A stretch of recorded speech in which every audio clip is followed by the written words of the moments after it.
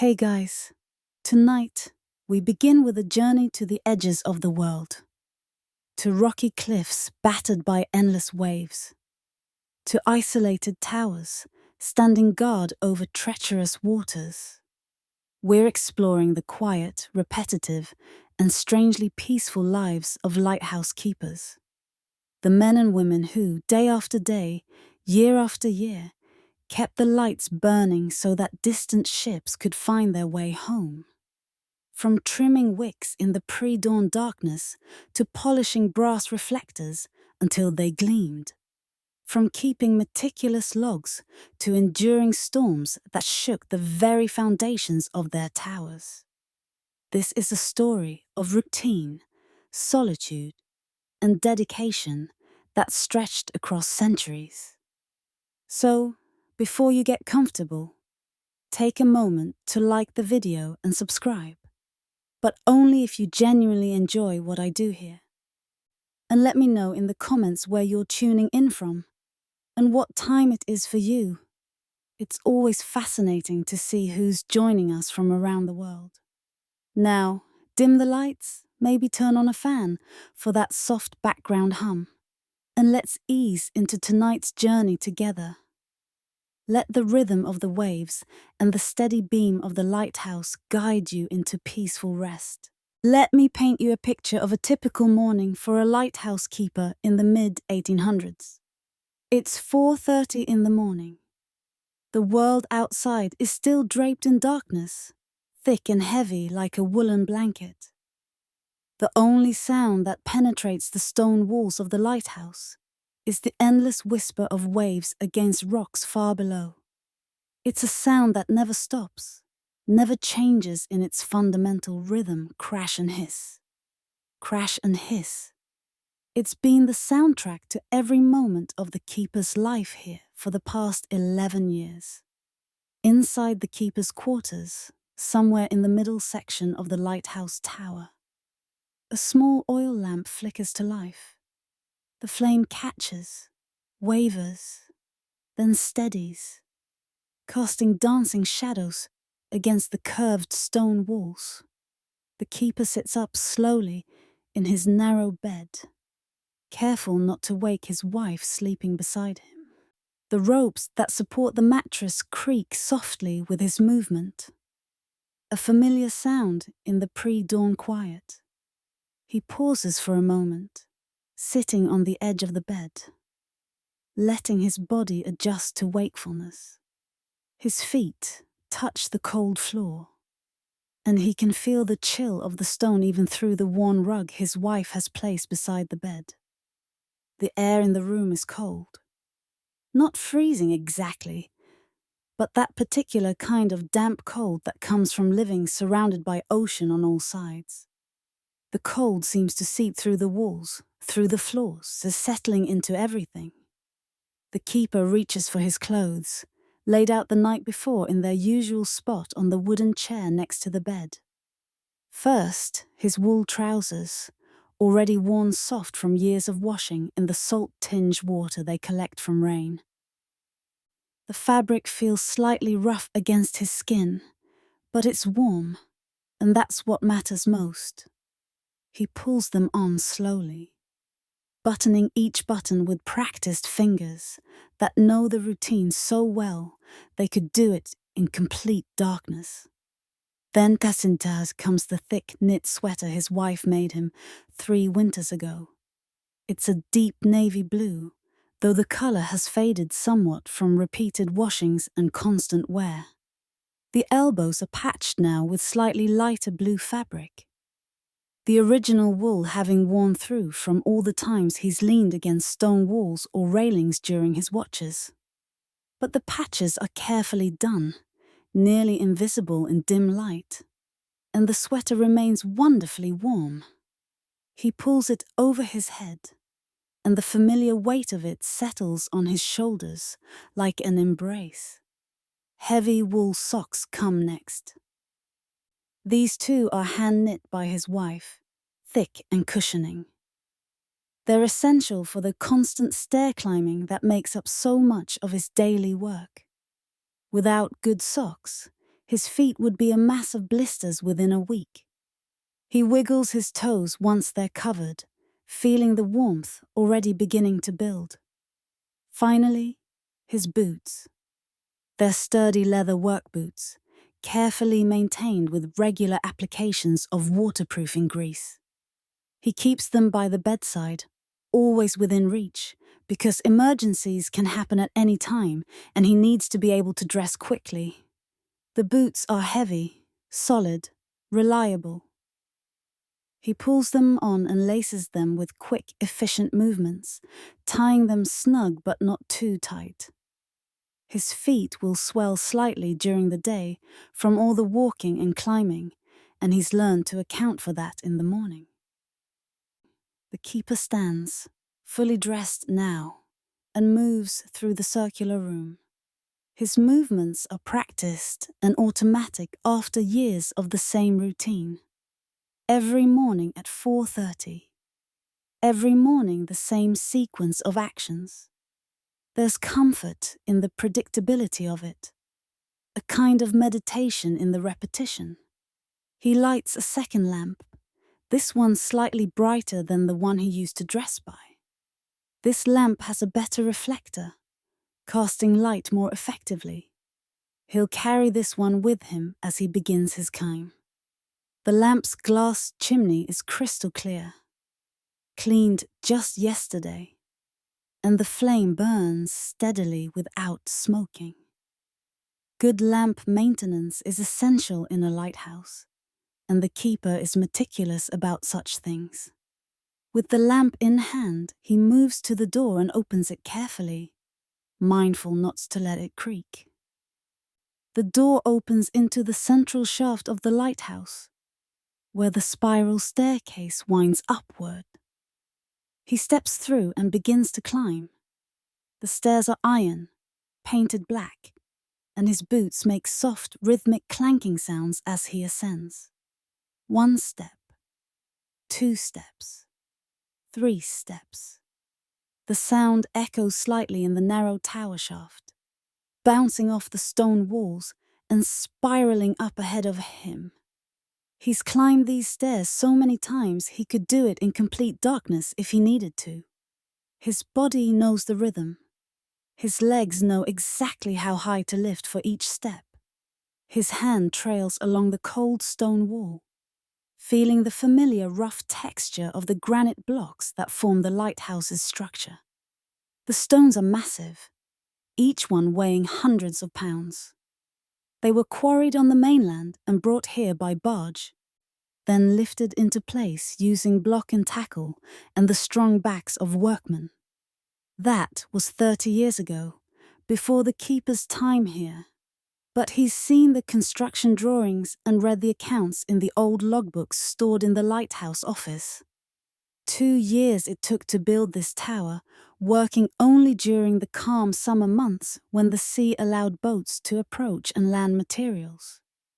Up and up he climbs. The staircase seems to spiral endlessly in the lamplight. 20 steps, 30 steps, 40. The keeper's breathing remains steady and even. He's in good physical condition, kept fit by the constant demands of this work. In reality, it's perhaps 80 or 90 steps from his living quarters to the lantern room at the very top, but it feels longer in the pre-dawn darkness, with only his small lamp to light the way. As he climbs, his mind is already running through his mental checklist. Check the oil level in the lamp reservoir. Trim the wicks if needed. Clean any soot from the glass panels. Wind the clockwork mechanism. Polish the brass fittings. Inspect the Fresnel lens for any damage or residue. Record everything in the official log.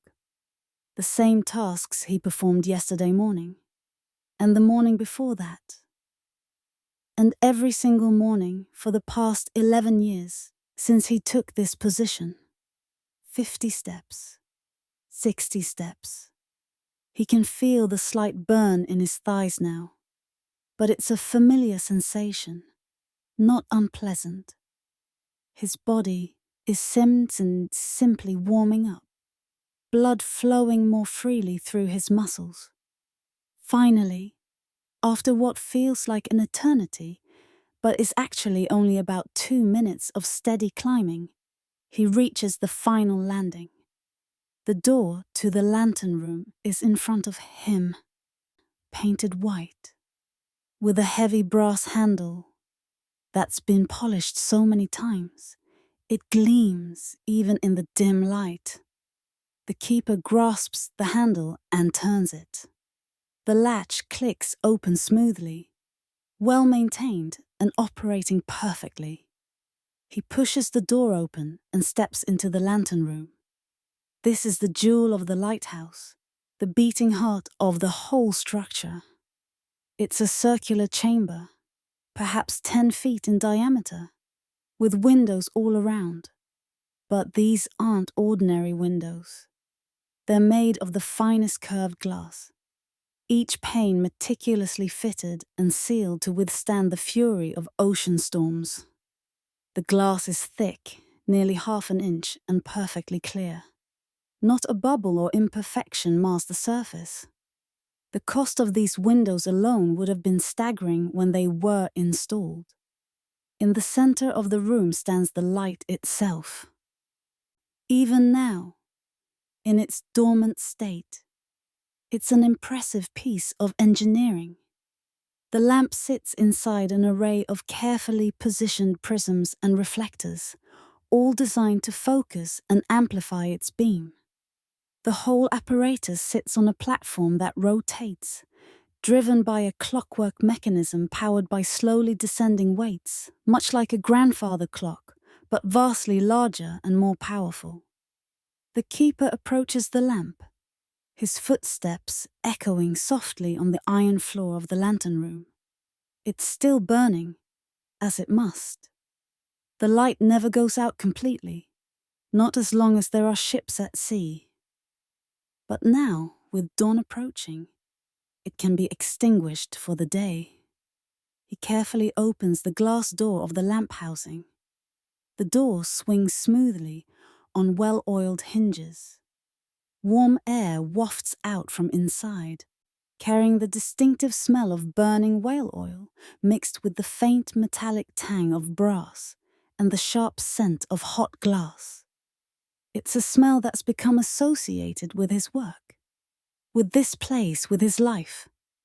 If he were blindfolded and led to this room, he would know instantly where he was just from that smell. The wick is still glowing, a small flame dancing in the glass chimney. The flame is perhaps 2 inches high, burning with that characteristic blue-white color at its base and yellow-orange at its tip that indicates clean combustion. With practiced ease, he reaches for one of the small brass knobs that controls the wick height. There are 4 wicks in this lamp, arranged in a circle, and each has its own adjustment knob. He turns the first knob slowly counterclockwise, and the flame diminishes. Then the second knob, the third, the fourth. One by one, the flames grow smaller and smaller until finally, with one last flicker, they go out. Silence settles over the lantern room, just for a moment. A profound silence that feels almost physical in its weight. Then the keeper becomes aware of all the other sounds that were being masked by the soft roar of the burning lamp, the ticking of the clockwork mechanism as it continues to rotate the now dark lamp platform, the soft moaning of wind around the curved glass panels, a sound that rises and falls with each gust. The distant rhythmic crash of waves against the rocks below, muffled by distance and the thick walls of the lighthouse, but still present, still constant. Now comes the first major task of the morning: cleaning. The keeper moves to a small wooden cabinet built into the wall of the lantern room. The cabinet has been painted the same white as the walls, and its brass hinges and latch match all the other brass fittings in the room. He opens it and takes out his cleaning supplies, items he's used thousands of times before. A bundle of soft cotton cloths, each one washed and dried to perfection, free of any lint or debris that might scratch the delicate surfaces he tends. A bottle of special polishing compound, a mixture whose exact formulation is something of a trade secret that's among lighthouse keepers. A small brush with stiff bristles for getting into tight corners and crevices where dust might accumulate. He starts with the lamp itself.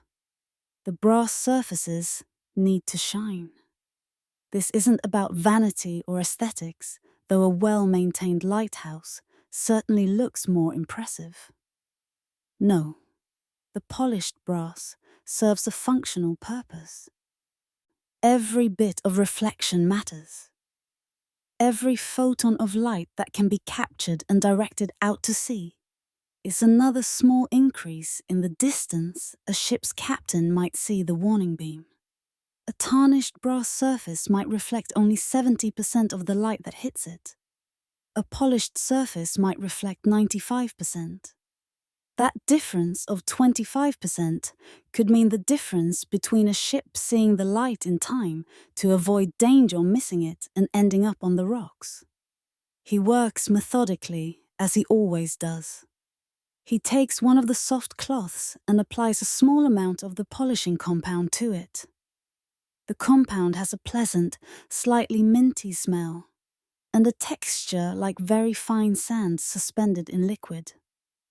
He begins to rub it onto the brass fittings of the lamp housing. The cloth makes soft circular motions against the metal. Around and around and around. Slowly, almost imperceptibly at first, the brass begins to shine more brightly. Tarnish that had been invisible in the lamplight now shows itself as dark residue on the cloth. The keeper continues working, his movements steady and even, applying just the right amount of pressure. Too little pressure and the compound won't remove the tarnish effectively. Too much and he might scratch the surface. The morning light is beginning to creep over the horizon now, visible through the eastern windows of the lantern room. It starts as just a faint lightening of the sky, the black of night giving way to deep blue. As the keeper continues his polishing, the light grows stronger, and he can see the results of his work more clearly. The brass gleams, reflecting the golden tones of the approaching sunrise. The keeper's mind wanders as his hands work. This is automatic now. Muscle memory built up over thousands of hours of the same motions. His hands know what to do without conscious direction from his brain. This leaves his mind free to think about other things. He thinks about the ships that might have passed in the night while he slept between his watches. Did they see his light? Did it help them navigate safely past the deadly rocks that lie scattered along this stretch of coast like jagged teeth, waiting to tear open a ship's hull?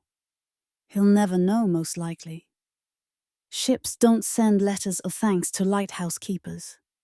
They simply pass by safely in the night and continue on their journeys, perhaps never even thinking about the light that guided them or the man who kept it burning. He thinks about the storm that's supposed to be coming in tomorrow. According to his reading of the clouds yesterday evening, there had been a particular formation to the west, high cirrus clouds spreading in a fan pattern, what the old sailors call mare's tails. In his experience, mare's tails mean strong wind within 36 hours. He'll need to check all the shutters on the keeper's dwelling, making sure they're properly secured. The boat will need to be moved higher up the rocks and tied down with extra lines. He should bring in extra firewood from the storage shed, enough to last through several days in case the storm is bad enough to make going outside dangerous. He thinks about his daughter, Emma, who turned 7 last month. She's learning to read now, working through the small collection of books they have in the lighthouse. His wife teaches her every afternoon while he sleeps, preparing for his evening duties. Emma is a bright child, quick to learn, though she sometimes struggles with the more complex words. He wonders if his daughter will remember these years living in the lighthouse, or if they'll fade into a dim memory of wind and waves and endless stares.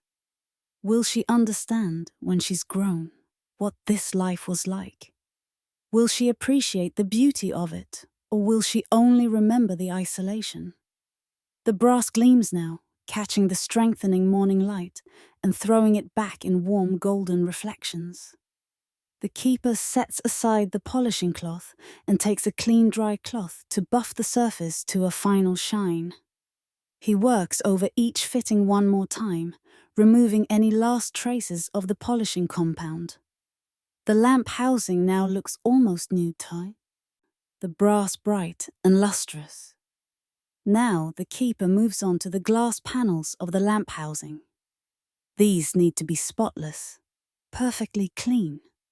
Even a small smudge or fingerprint can create distortion in the beam, scattering light that should be concentrated into the powerful beam that reaches out across the ocean.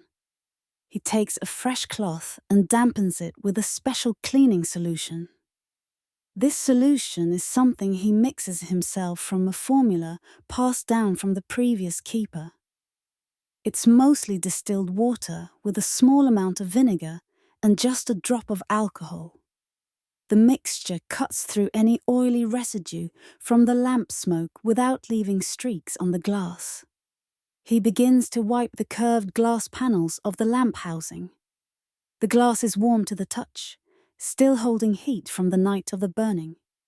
He applies gentle pressure, using smooth, even strokes that follow the curve of the glass.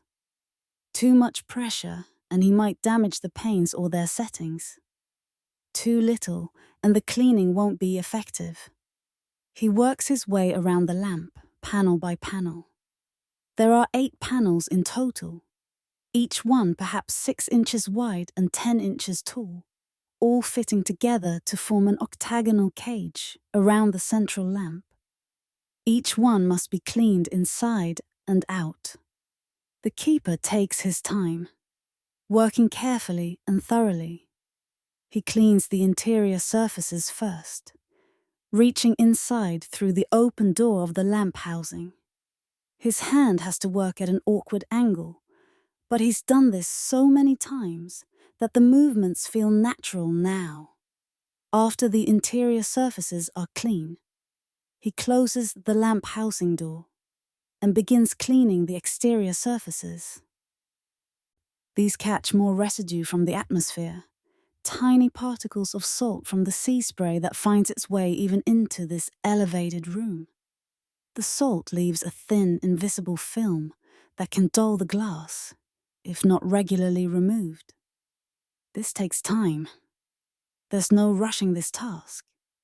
A hasty cleaning leaves residue, and residue means a compromised beam.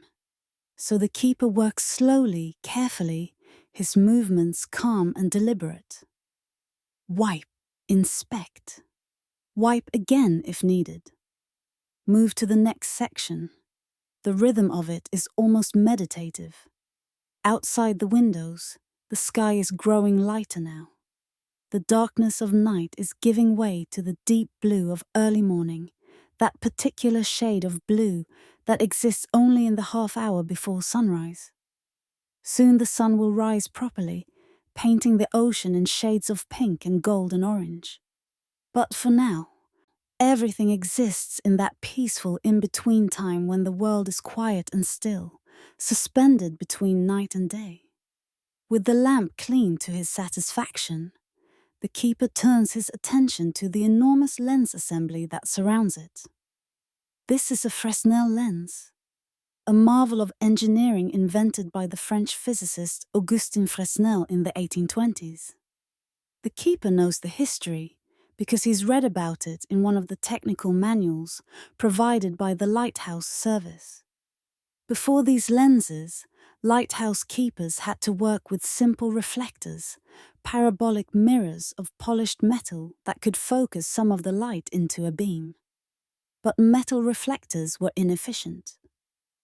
They absorbed much of the light as heat and required constant polishing to maintain their reflectivity.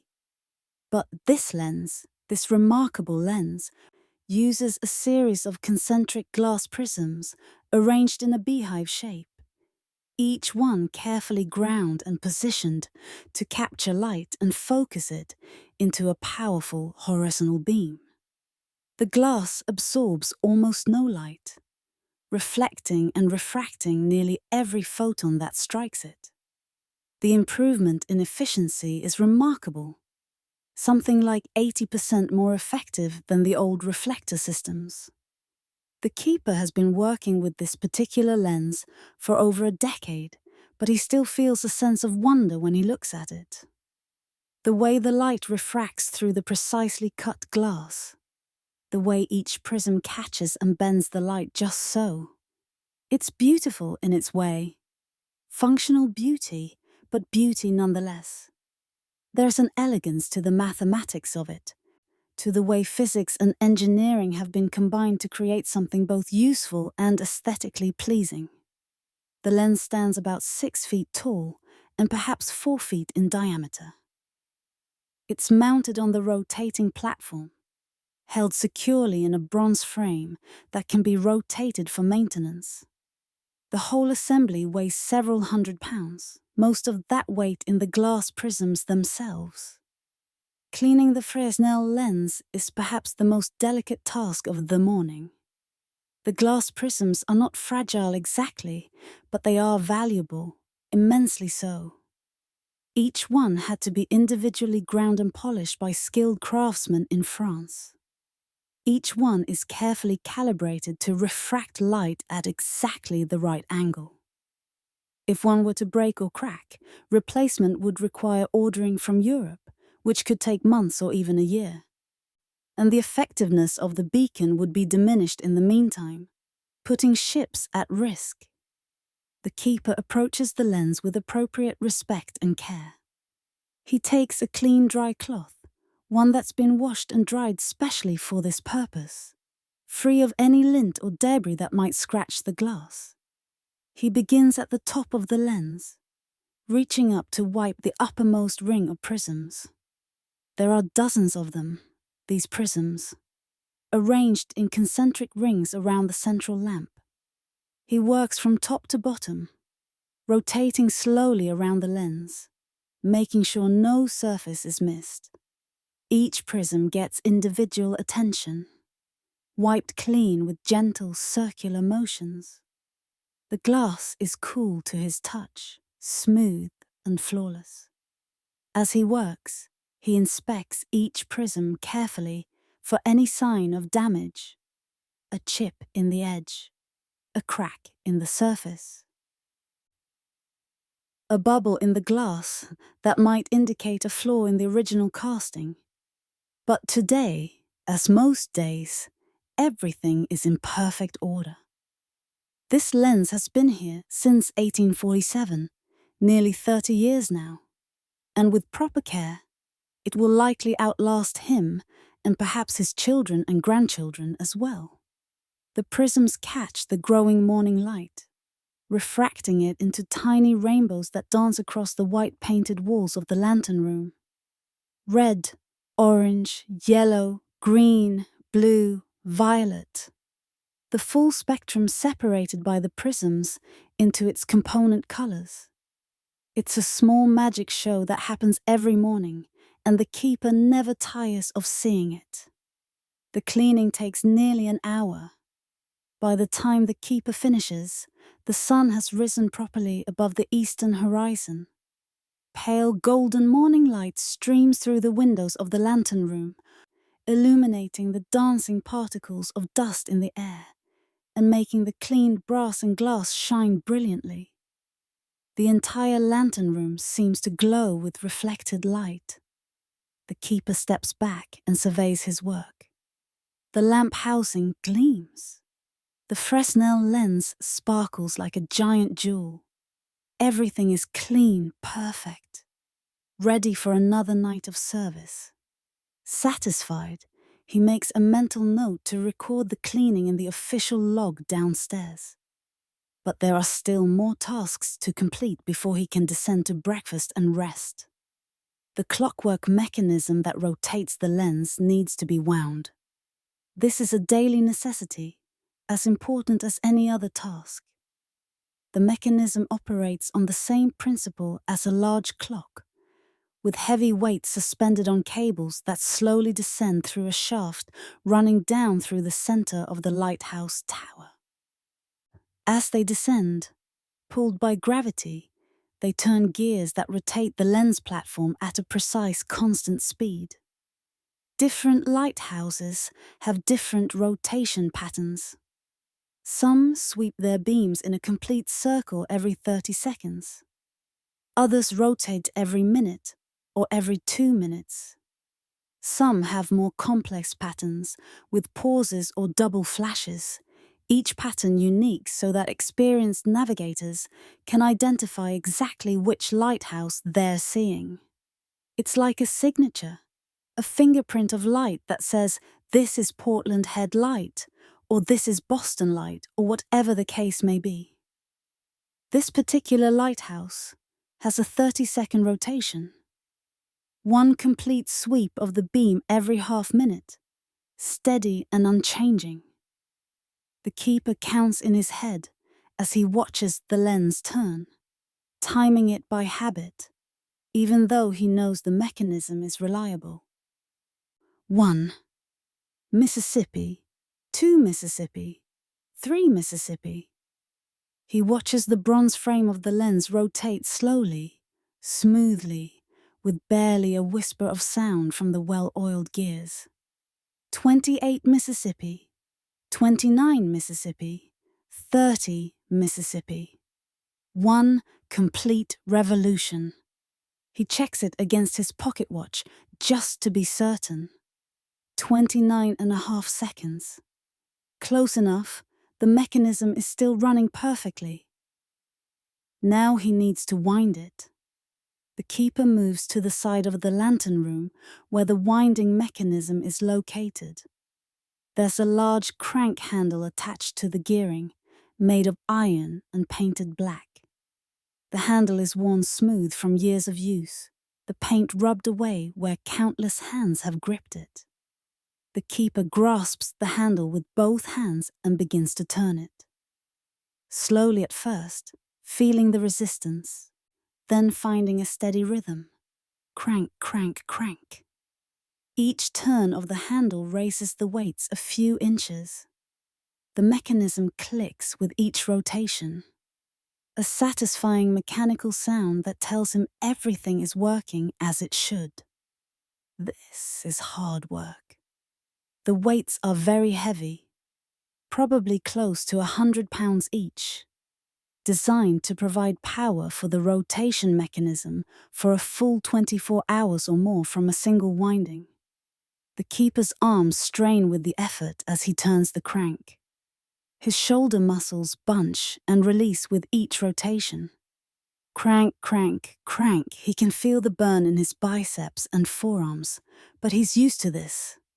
His arms and back are strong from years of this daily labor, from all the climbing and lifting and cranking that lighthouse work requires.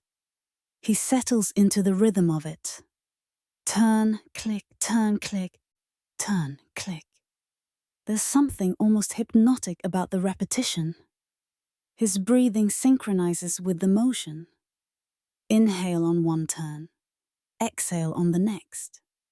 His body knows this work intimately, knows exactly how much effort each turn requires, knows how to pace itself to complete the task without exhausting itself.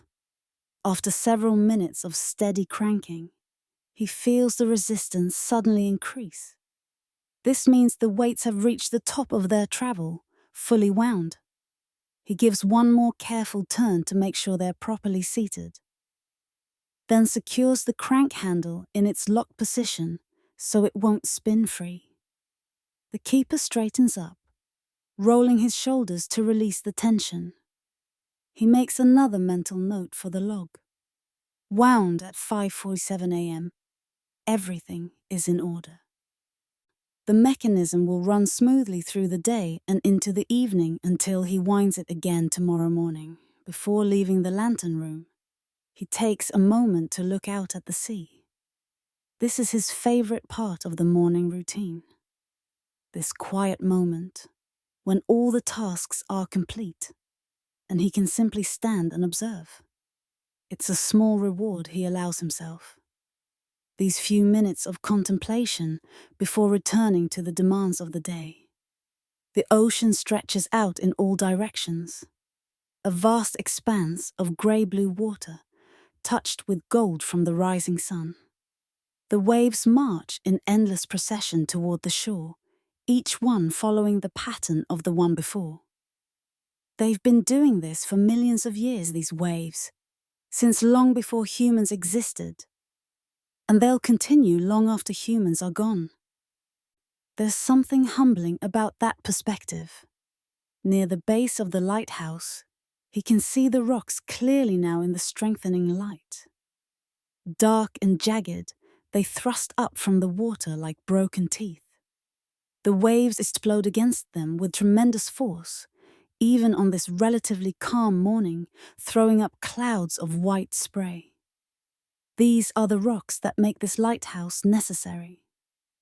These are the rocks that have claimed ships in the past, that would claim more ships if the lighthouse weren't here to warn them away. On the horizon, he spots a ship, a merchant vessel by the look of her, three-masted. Her sails full of the morning wind. She's heading south along the coast, probably making for Boston or New York, or perhaps one of the ports further south. She's far enough out to be in safe water, well clear of the rocks. Exactly where she should be. The keeper watches her for a moment, wondering about her cargo, her crew, her destination. Where has she come from? What goods does she carry? Who waits for her in port? He'll record the ship in the log as well. The maritime service likes to know about all traffic along this section of coast. They maintain records of ship movements, building up a picture of coastal traffic patterns over time. It's useful data for planning future lighthouse placements and for investigating any ships that might go missing. The keeper takes a deep breath of the fresh morning air. It's cold in his lungs, but clean and invigorating. Salt and seaweed and the peculiar mineral smell of the ocean. After the close atmosphere of the lantern room, with its smells of oil and hot metal, the fresh air is a relief. With a final glance around the lantern room, making sure everything is in its proper place, he picks up his hand lamp and moves toward the door. The lantern room is secure. The lens is clean and ready. The mechanism is wound. All is well. He opens the door and steps out onto the small landing, then begins the descent back down the spiral staircase. His boots clank on the iron steps, echoing in the tower shaft. Down and down, spiraling in the opposite direction from his ascent. The descent is easier than the climb, gravity helping him along, but he's still careful with his footing. A misstep on these iron stairs could mean a serious fall. As he descends, he's already thinking about breakfast. His wife will have something prepared, something warm and filling. Oatmeal, perhaps, or toasted bread with preserves. Coffee, certainly, strong and hot. His stomach rumbles at the thought. He's been up for over an hour, working steadily, and his body is ready for fuel. After breakfast, he'll update the log with all his morning observations. Then he'll sleep for a few hours, resting his body for the work that's still to come today. There will be maintenance tasks in the afternoon, equipment to check, supplies to organize, minor repairs to address. And then, as evening approaches, he'll need to prepare to light the beacon once again, beginning the nightly cycle that is the true heart of his work. But for now, his morning duties are complete. The light that burned through the night has been extinguished and cleaned. The lens that focused it has been polished until it gleams. The mechanism that rotates it has been wound. Everything is ready for another cycle. The keeper reaches the bottom of the stairs and enters the living quarters. The smell of coffee and toasted bread greets him, and he can hear his wife moving about in the small kitchen. His daughter's voice drifts from somewhere nearby, singing a little song she's made up. The sounds of family, of life, warm and comforting after the solitary work in the lantern room. His work for this morning is done. Now he can rest, can be simply a husband and father for a few hours, before duty calls him back to the endless routine of keeping the light burning. Every lighthouse keeper, from the rocky coasts of Maine to the storm-battered shores of Scotland to the lonely beacons of Australia, kept meticulous records. These logbooks were more than just bureaucratic requirements. They were the official record of everything that happened at the lighthouse. They were evidence that the keeper was doing his job properly. And they were, in their way, a diary of life lived at the edge of the world. Let's sit for a while in the keeper's office, a small room on the second floor of the lighthouse living quarters, and watch as our keeper makes his daily entries. The logbook itself is a large, leather-bound volume with pages of thick paper, each page ruled with fine lines. The pages have a particular smell, that distinctive scent of paper and ink and leather that all old books share. The keeper keeps his log on a wooden desk, positioned beneath a window that looks out over the ocean. He sits down now in the early morning light and opens the book to the current page. The previous entries are visible above, his own handwriting marching down the page in neat, careful lines. At the top of each entry, he writes the date. Tuesday, November 7th, 1876. Below that, he records the time of his first entry, 6:15 a.m. Then, in his careful script, he begins to write. His pen makes soft scratching sounds against the paper, a peaceful sound broken only by occasional pauses as he dips the nib in the inkwell. Light extinguished at 5:32 a.m., he writes. All glass and brass cleaned and in good order. Fresnel lens inspected, no damage observed. Mechanism wound at 5:47 a.m., functioning properly. He pauses, considers what else needs to be recorded, then continues. Weather: clear skies, light wind from the northeast. Sea state: moderate, waves approximately 4 feet. Visibility: excellent, clear to horizon. Another pause to dip the pen. Vessels observed: one 3-masted merchant ship, southbound, distance approximately 5 miles offshore, passing at 6:03 a.m. This is the routine part of the log. These basic entries are made every single day without fail. But the log serves other purposes too. It's where the keeper records anything unusual, repairs that need to be made, supplies that are running low, significant weather events, ships in distress, visitors to the lighthouse. Some days the log entries are brief and routine.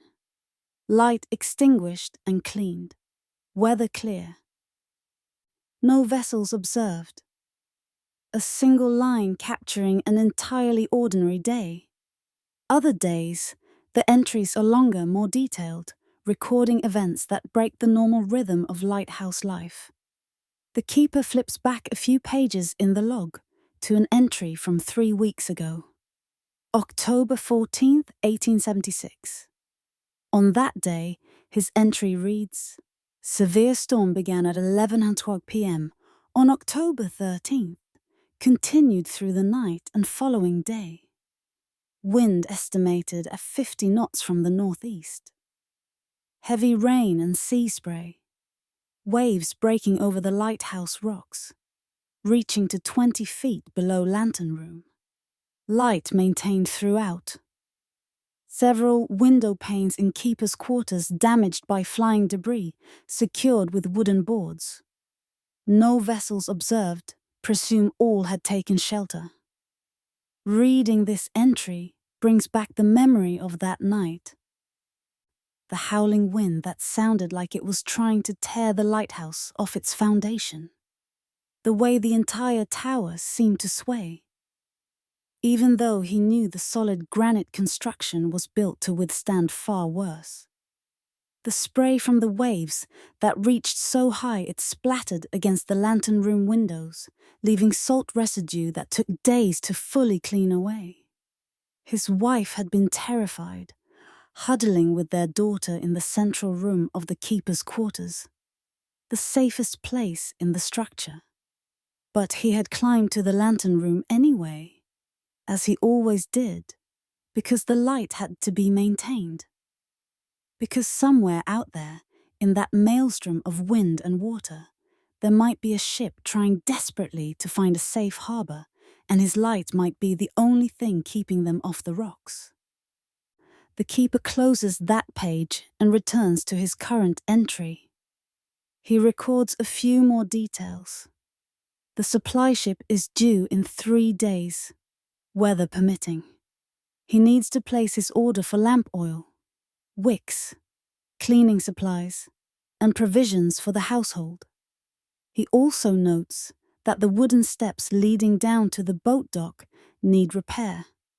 Several planks are loose and will need to be replaced before winter truly sets in. He makes a note to mention this to the inspector on his next visit. Finally, he signs the entry.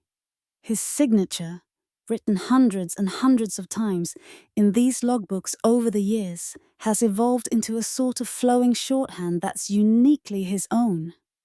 The logbook closes with a soft thump. The keeper leaves it on the desk, ready for his next entry, which will likely be in the afternoon when he performs his routine checks before lighting the beacon for the evening. These logbooks were often the only written record of life at remote lighthouses. Years later, historians poring over these volumes would find not just records of lighthouse operations, but snapshots of daily life, descriptions of weather patterns, observations about wildlife, notes about passing ships, and occasionally personal reflections on the isolation and beauty of the lighthouse keeper's existence. Some keepers were meticulous, filling pages with detailed observations. Others were more terse, recording only the bare minimum required. But all of them, every single one, maintained their logs faithfully. It was one of the most important responsibilities of the position. In the quiet of his office, with the morning sun now fully risen outside, the keeper sits for a moment longer, looking at the closed logbook. Another day recorded. Another entry in the long chain of days that mark out his life at this lighthouse. He stands, stretches, and heads toward the kitchen where his wife is already preparing breakfast. The smell of coffee and toasted bread drifts through the keeper's quarters. For the next few hours, he can rest, can be simply a husband and father rather than a lighthouse keeper. But even as he sits down to breakfast, part of his mind is already thinking ahead to the afternoon's tasks, to the lighting of the beacon at dusk, to the long night watch ahead. The lighthouse itself is a structure that demands constant, unceasing attention. Stone and metal and glass, all exposed to the relentless assault of salt spray and wind and the harsh sun, all deteriorating slowly but constantly, breaking down atom by atom under the endless forces of nature. Without regular maintenance, even the sturdiest lighthouse would eventually succumb to the elements, would crumble and fall, would fail in its purpose. The ocean is patient but unforgiving, and it never stops trying to reclaim what humans have built on its shores. So let us spend some time observing the keeper as he makes his daily inspection rounds and performs the endless small tasks that keep the lighthouse functional, that stand between order and decay. After breakfast and a few hours of much-needed rest, the keeper emerges from his quarters into the early afternoon. The sun is high now, past its zenith and beginning its slow arc toward the western horizon. The day has warmed slightly from the chill of morning, though the wind still carries the bite of November, a reminder that winter is approaching, that the hardest months are still ahead. He begins his inspection at the base of the lighthouse, as he always does, working his way systematically from bottom to top. The foundation is built of massive granite blocks, each one weighing several tons, fitted together so precisely that barely a knife blade could slip between them. These stones were quarried on the mainland, probably from the granite hills of Maine or New Hampshire, and brought here by barge during the calm months of summer. Then they were lifted into place using a combination of block and tackle, human labor, and careful engineering. It must have been an enormous undertaking, moving these massive blocks of stone, positioning them with such precision.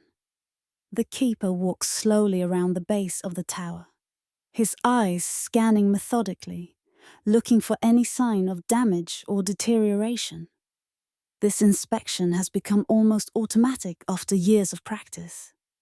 His eyes know what to look for, know what's normal, and what might indicate a problem. He's looking primarily at the mortar between the stones, the material that holds these massive blocks together. Over time, salt water can eat away at mortar, dissolving the lime and causing it to crumble. The mortar is the weak point in an otherwise incredibly strong structure. He examines each joint carefully, running his fingers along the seams, feeling for any places where the mortar might be soft or crumbling. Most of it is solid, as hard as the stone itself, but here and there he finds places where the surface has become slightly powdery from weathering. This is normal, expected, but it's something to monitor. He's looking for any place where the mortar might be crumbling deeper than just the surface, where there might be gaps developing that could let water penetrate. Today, everything looks mostly solid. The foundation is in good condition overall, but he makes a mental note of one spot on the seaward side, the side that takes the worst of the weather, where the mortar seems slightly more eroded than surrounding areas. Nothing urgent, not yet, but something to keep an eye on. It's perhaps a square inch of mortar that looks a bit rougher than it should, a bit more weathered. Perhaps by next spring, that joint will need attention, will need to be repointed. That means carefully chipping out the old mortar without damaging the stones, then pressing in new mortar to fill the gap, shaping it to match the surrounding profile. It's skilled work, requiring patience and the right tools, but it's well within his capabilities. From the base, he moves to inspect the exterior stairs. These iron stairs wind around the outside of the lighthouse tunnel in a spiral, providing an alternate route to the lantern room and, more importantly, providing access to the exterior for cleaning and painting and emergency repairs. The stairs are a relatively recent addition, installed perhaps 10 years ago, before his time at this station. Before that, there had been only the interior spiral staircase, which made exterior maintenance difficult and dangerous. The keeper begins to climb the exterior stairs slowly, checking each step as he goes. Iron is strong, but it's vulnerable to rust, especially in the salt air that constantly bathes everything at the lighthouse. The stairs are painted regularly to protect the metal, but paint doesn't last forever. It chips and flakes and wears away, and wherever bare metal is exposed, rust begins its patient work of destruction. He's looking for any place where the protective paint might be flaking away, exposing bare metal to the corrosive sea air. His eyes scan each step, each railing, each bolt and bracket. Sure enough, about halfway up the tower, he finds several spots where the paint has chipped. They're small areas, just a few square inches each, but they're enough. Already, he can see the telltale reddish-brown discoloration that indicates rust beginning to form on the exposed iron. He takes out a small notebook and pencil from his pocket and makes a note. These spots will need to be wire brushed to remove the rust and any loose paint, then primed and repainted before winter. The cold weather makes painting difficult. The paint doesn't flow or dry properly in freezing temperatures.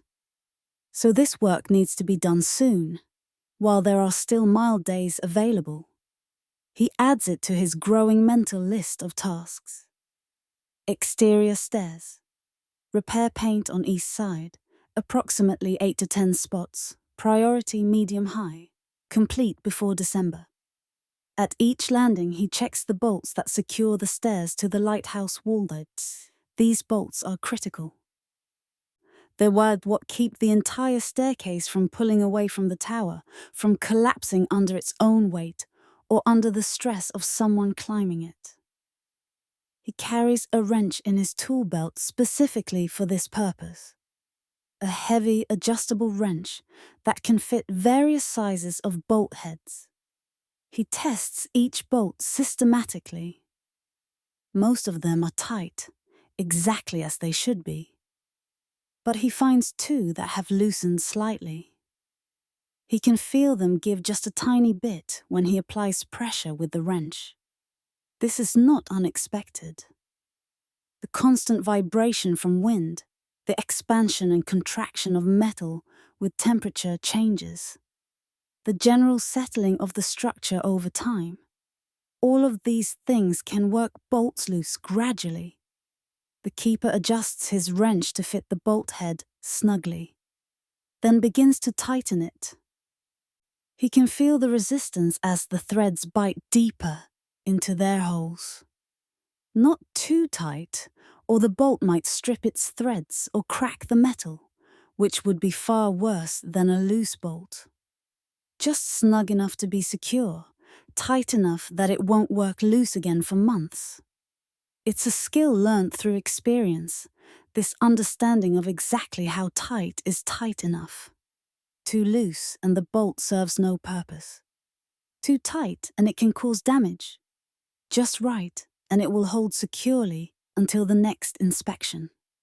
He tightens the first bolt, feeling for that point where the resistance suddenly increases, where the bolt goes from snug to truly tight.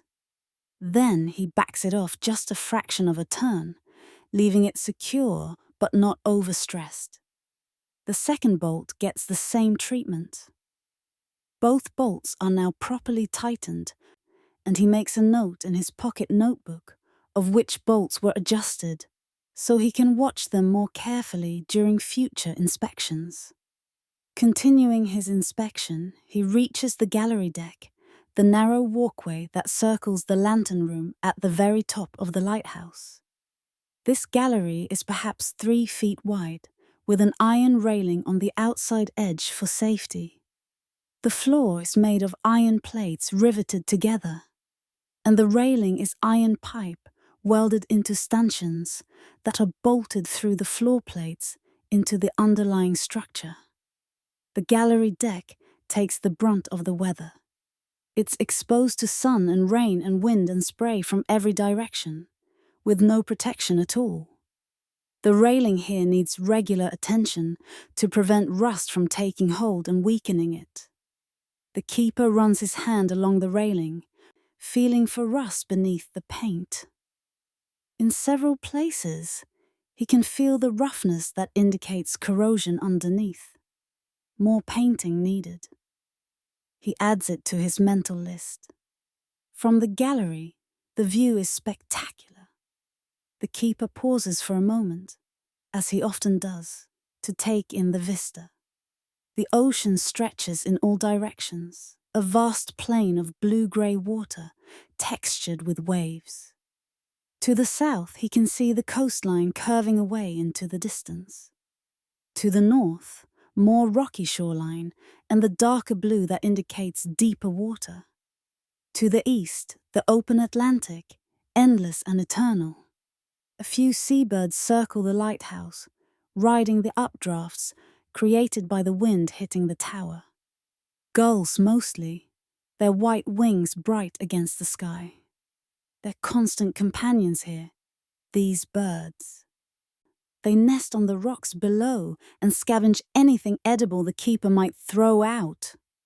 In a way, they're part of the lighthouse community, as much residents of this place as the keeper himself. After his exterior inspection, the keeper returns inside to check the mechanical systems. The lighthouse has several systems that need regular attention. First, he checks the rainwater collection system. Fresh water is precious on a lighthouse, especially one like this, situated on a rocky island with no natural fresh water source. All the water they use must either be brought in by boat or collected from rain. The lighthouse has a system of gutters and pipes that channel rainwater from the roof into a large cistern built into the base of the tower.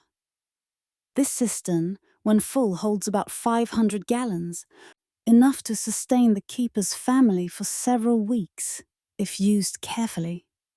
The keeper climbs down to the cistern room, a dim space at ground level.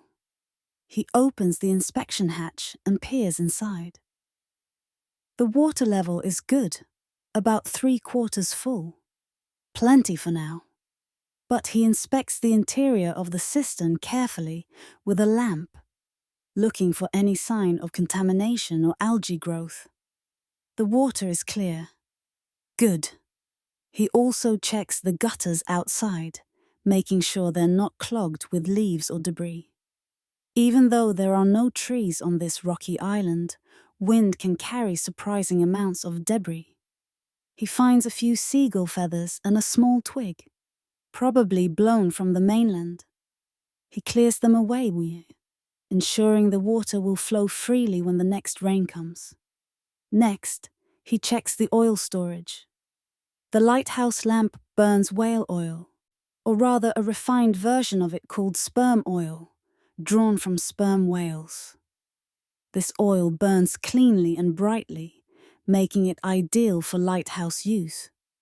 But it's also expensive and needs to be stored carefully. The oil is kept in large metal cans in a cool, dark storage room. The keeper inspects each can, checking for any sign of rust or leakage. He also keeps track of how much oil remains. The lamp burns through about 1 gallon per night, which means going through roughly 30 gallons a month. He does a quick calculation in his head. 3 cans left, each holding 10 gallons. That's 90 days of oil, give or take, plenty until the next supply ship arrives. But he'll still place an order for more. It's always better to have too much than too little. While in the storage room, he also checks his other supplies. Spare wicks for the lamp chimneys, the glass cylinders that protect the flame from wind, polishing cloths, cleaning compounds, tools, rope, paint, all the miscellaneous items needed to keep a lighthouse running. Everything seems well stocked. The last supply ship, which came 3 weeks ago, brought everything he'd requested. The next ship should arrive in another 3 days, weather permitting. The keeper makes his way back upstairs to the living quarters. Here, he checks the household systems. The cast iron stove that provides heat and allows for cooking. The flue needs to be checked regularly to ensure it's not getting clogged with soot, which could lead to dangerous carbon monoxide buildup, or worse, a chimney fire. He opens the clean-out door at the base of the flue and peers inside. A small amount of soot has accumulated, normal for this time of year. Not enough to be a problem yet, but he makes a note to do a thorough cleaning in another week or so.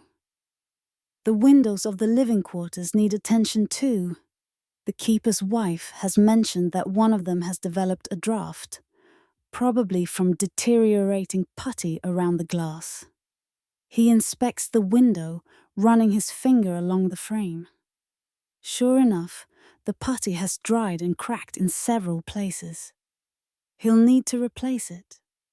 This is a small job, but an important one. Even a small draft can make the living quarters uncomfortably cold in winter, and fuel for heating is limited. Every bit of insulation matters. He continues his rounds, checking everything. The hinges on doors, tall to make sure they are not rusting or binding. The wooden floorboards, looking for any that might be loose or damaged. The plaster walls, checking for cracks or water damage.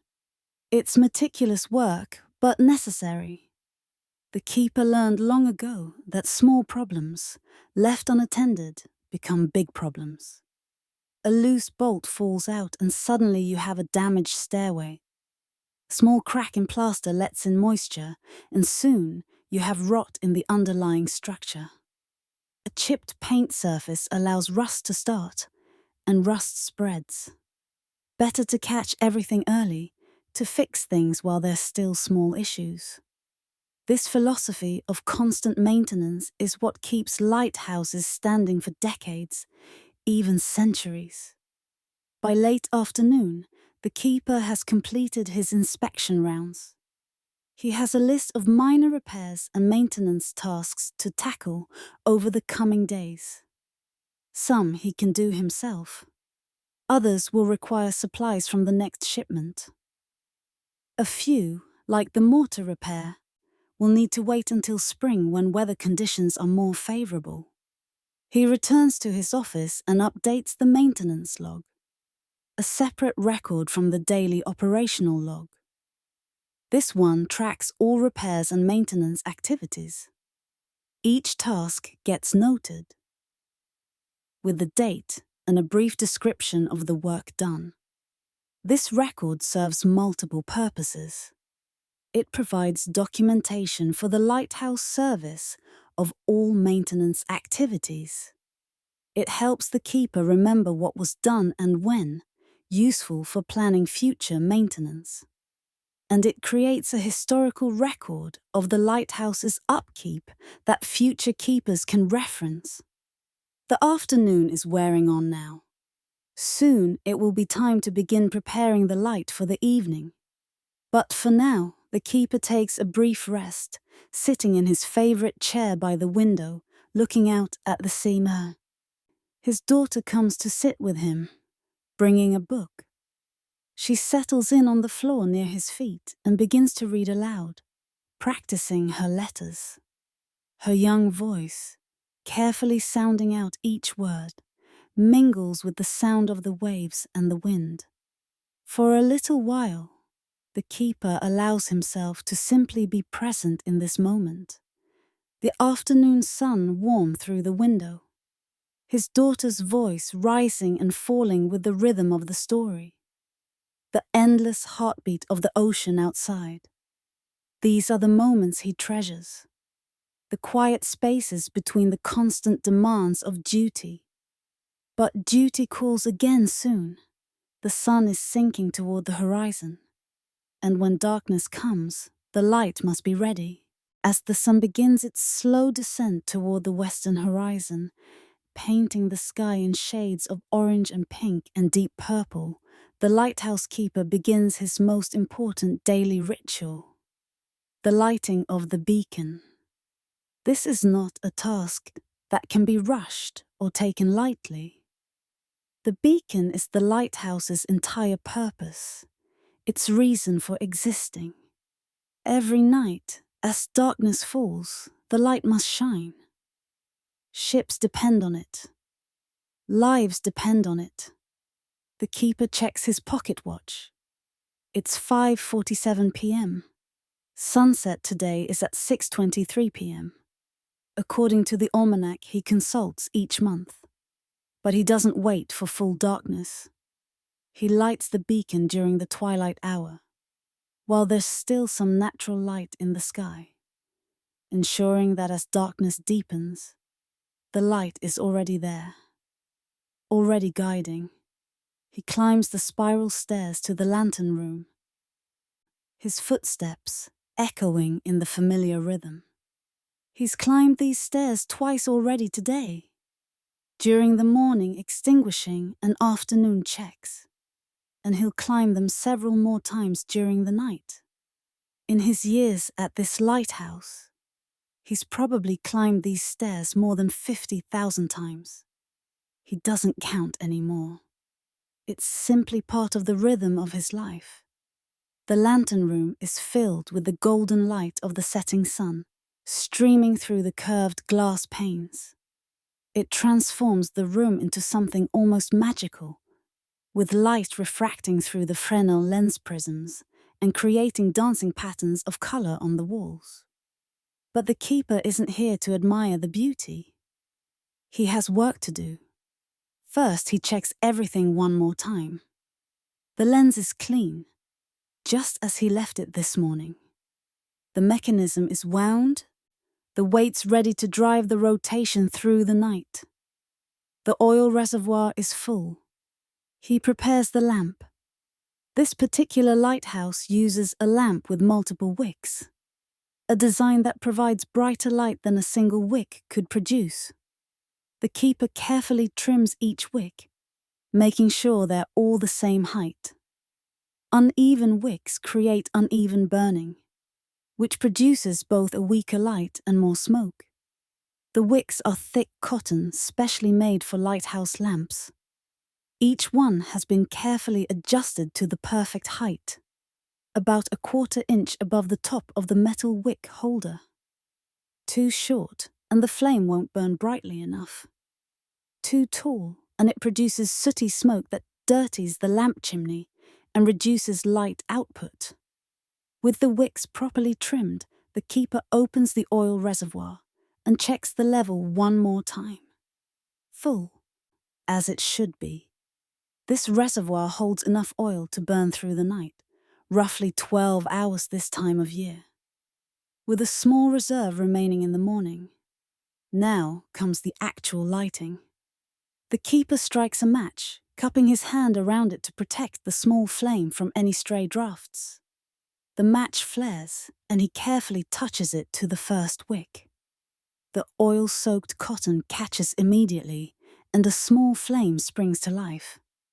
He lights each wick in turn, working his way around the lamp. As each wick catches, the light in the lantern room grows brighter. 1 wick, 2 wicks, 3 wicks, 4.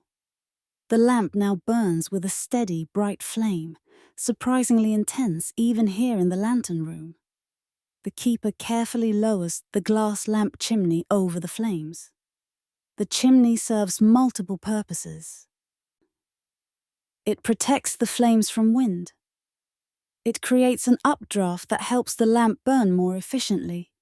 And it contains the heat, protecting the keeper when he needs to make adjustments.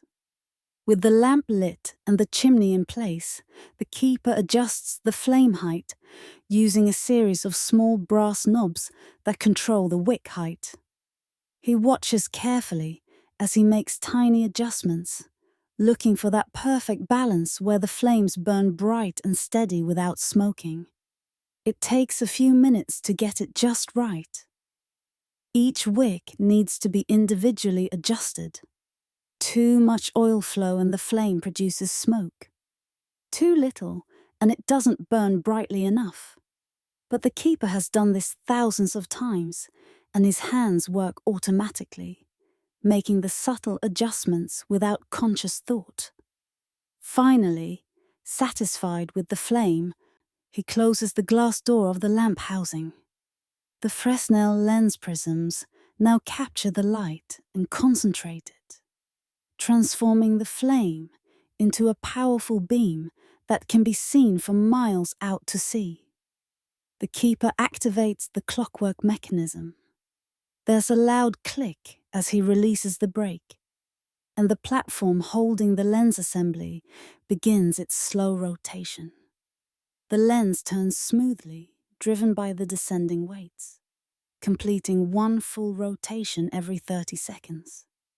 As the lens rotates, the concentrated beam of light sweeps across the ocean, painting a path of brilliant white light across the darkening water. Sweep, darkness, sweep, darkness. The rhythm of the lighthouse beacon, as reliable as a heartbeat.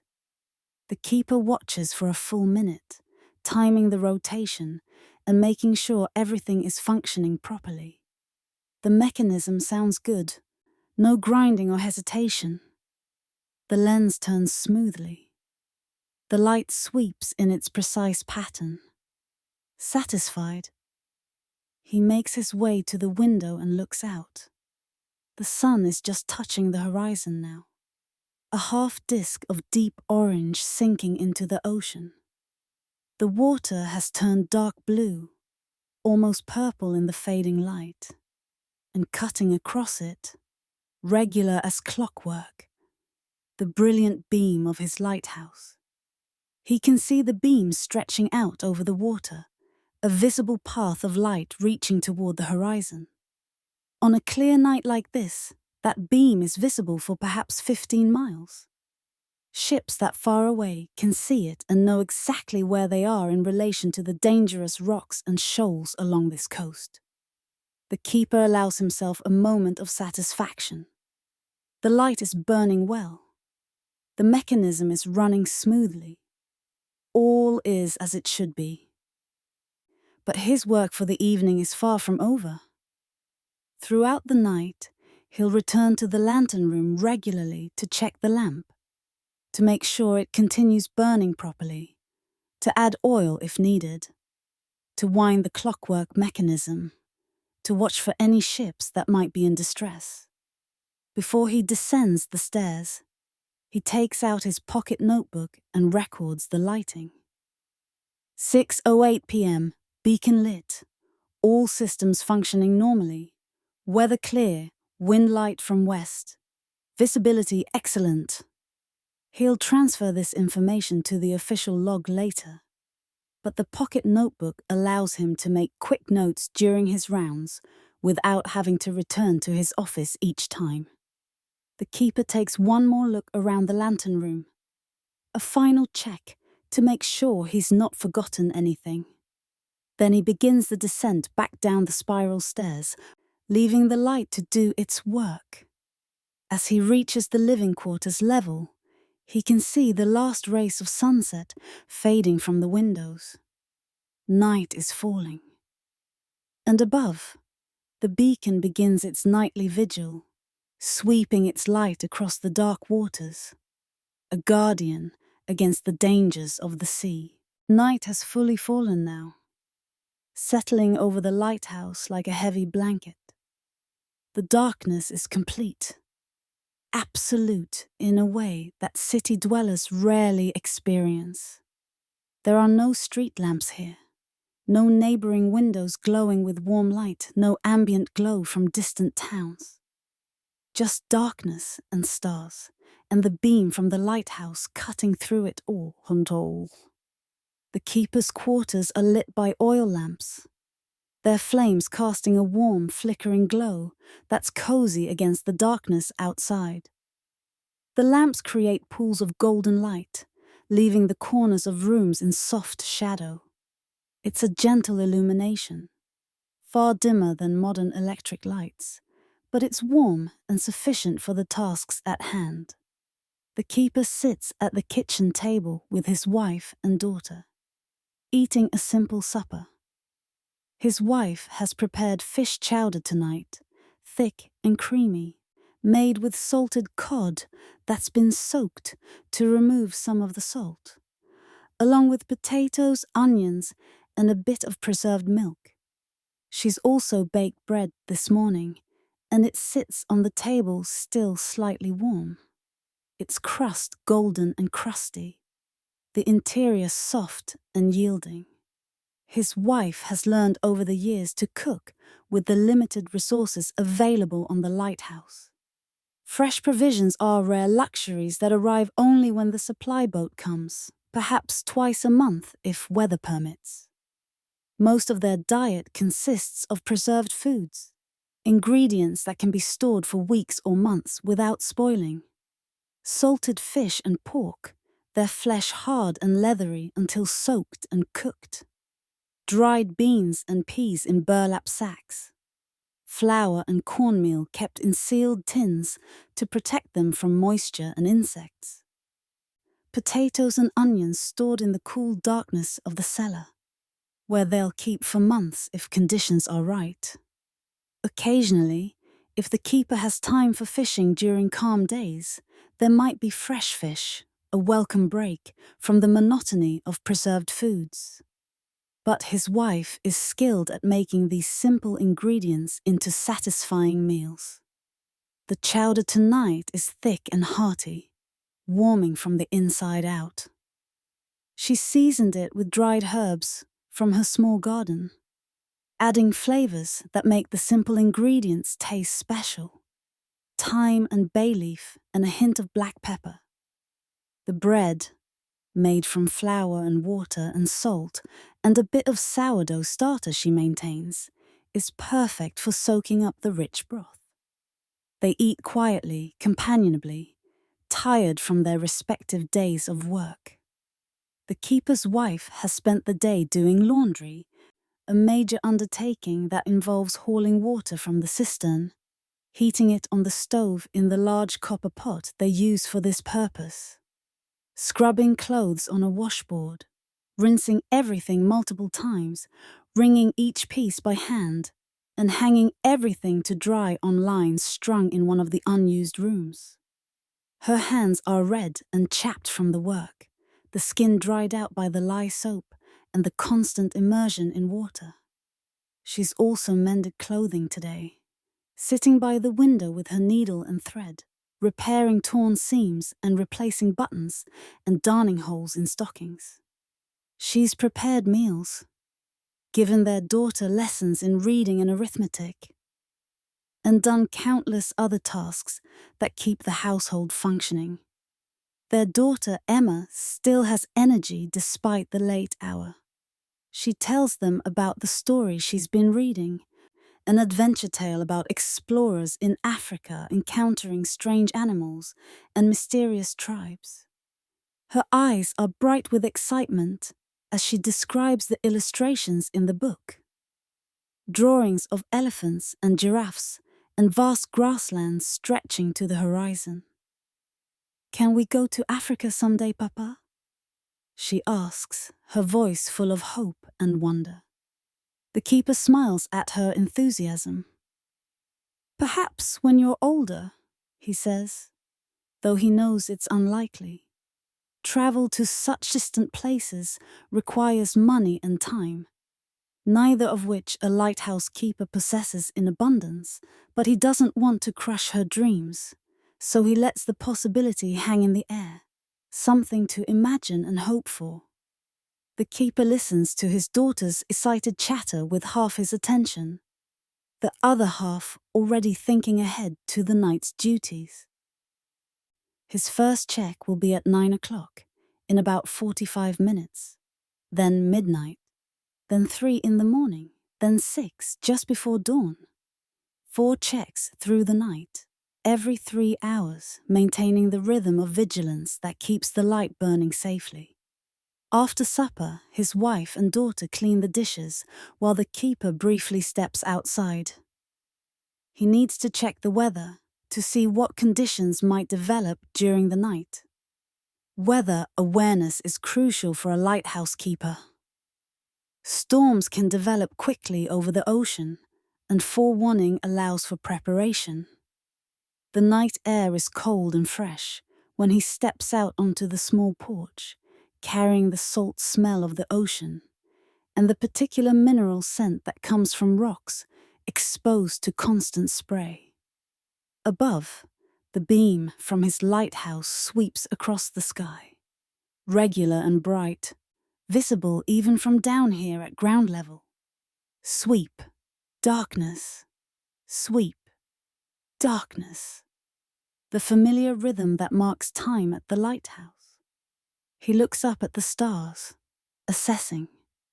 They're brilliant tonight, thousands upon thousands of them visible in the darkness, far from any city lights.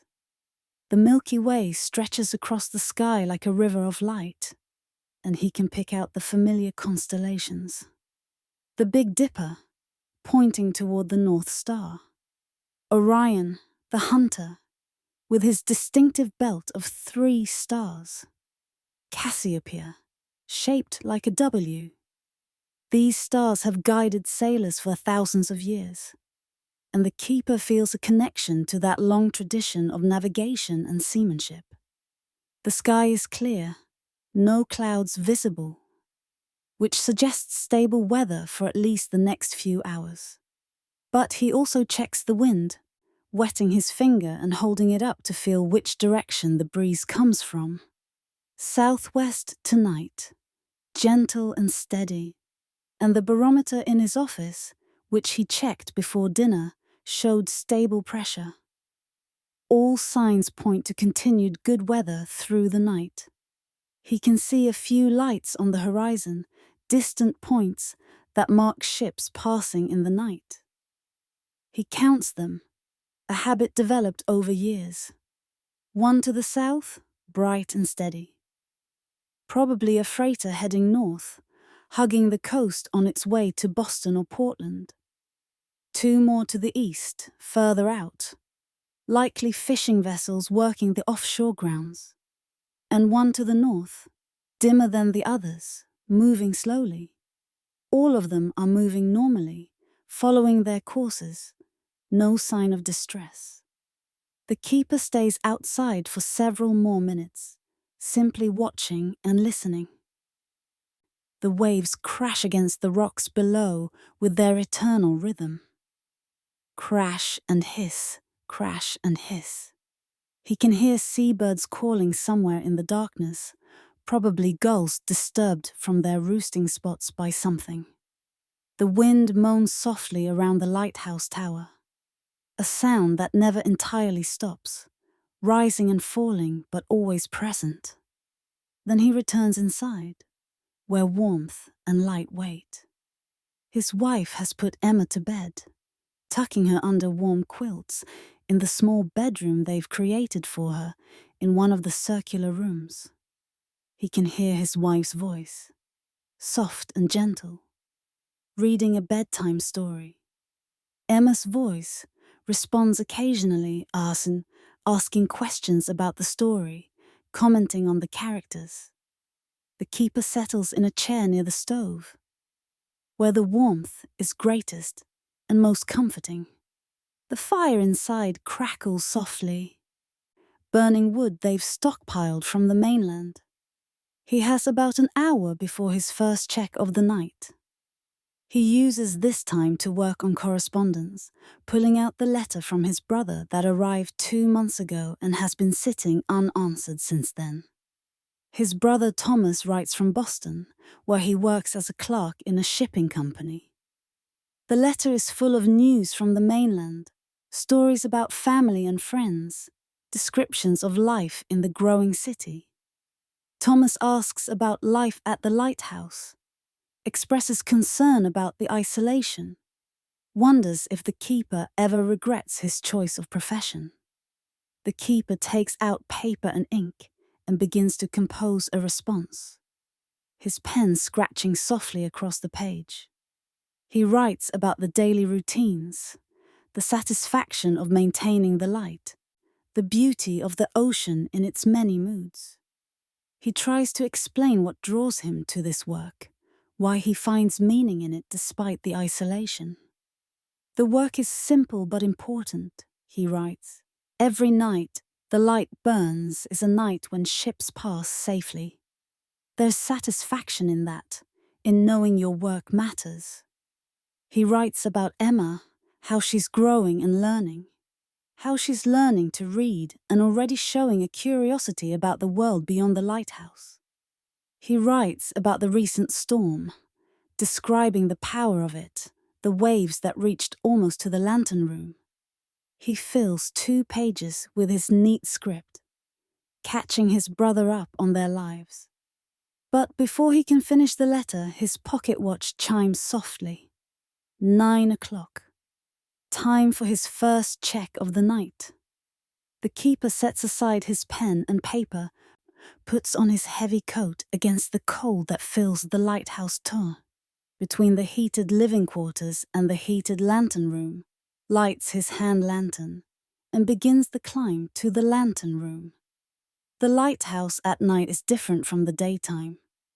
The spiral stairs are darker, lit only by his small hand lantern that casts dancing shadows on the stone walls. The sound of his footsteps echoes more prominently in the nighttime quiet. A hollow metallic clanking that spirals upward ahead of him. And there's a sense of isolation, of being a solitary watchman while the rest of the world sleeps. That's different from the daytime atmosphere. Up and up he climbs, his breath coming slightly harder with the exertion. Small clouds of vapor visible in the cold air. 40 steps, 50 steps, 60. His body knows this climb intimately, knows the rhythm of it, the effort required. He's warm by the time he reaches the top, his heart pumping strongly, blood flowing through his limbs. In the lantern room, the scene is almost otherworldly. The lamp burns brightly in its housing, the 4 flames dancing steadily, casting warm yellow light. The Fresnel lens catches and concentrates this light, creating brilliant refractions and reflections that dance across the glass surfaces.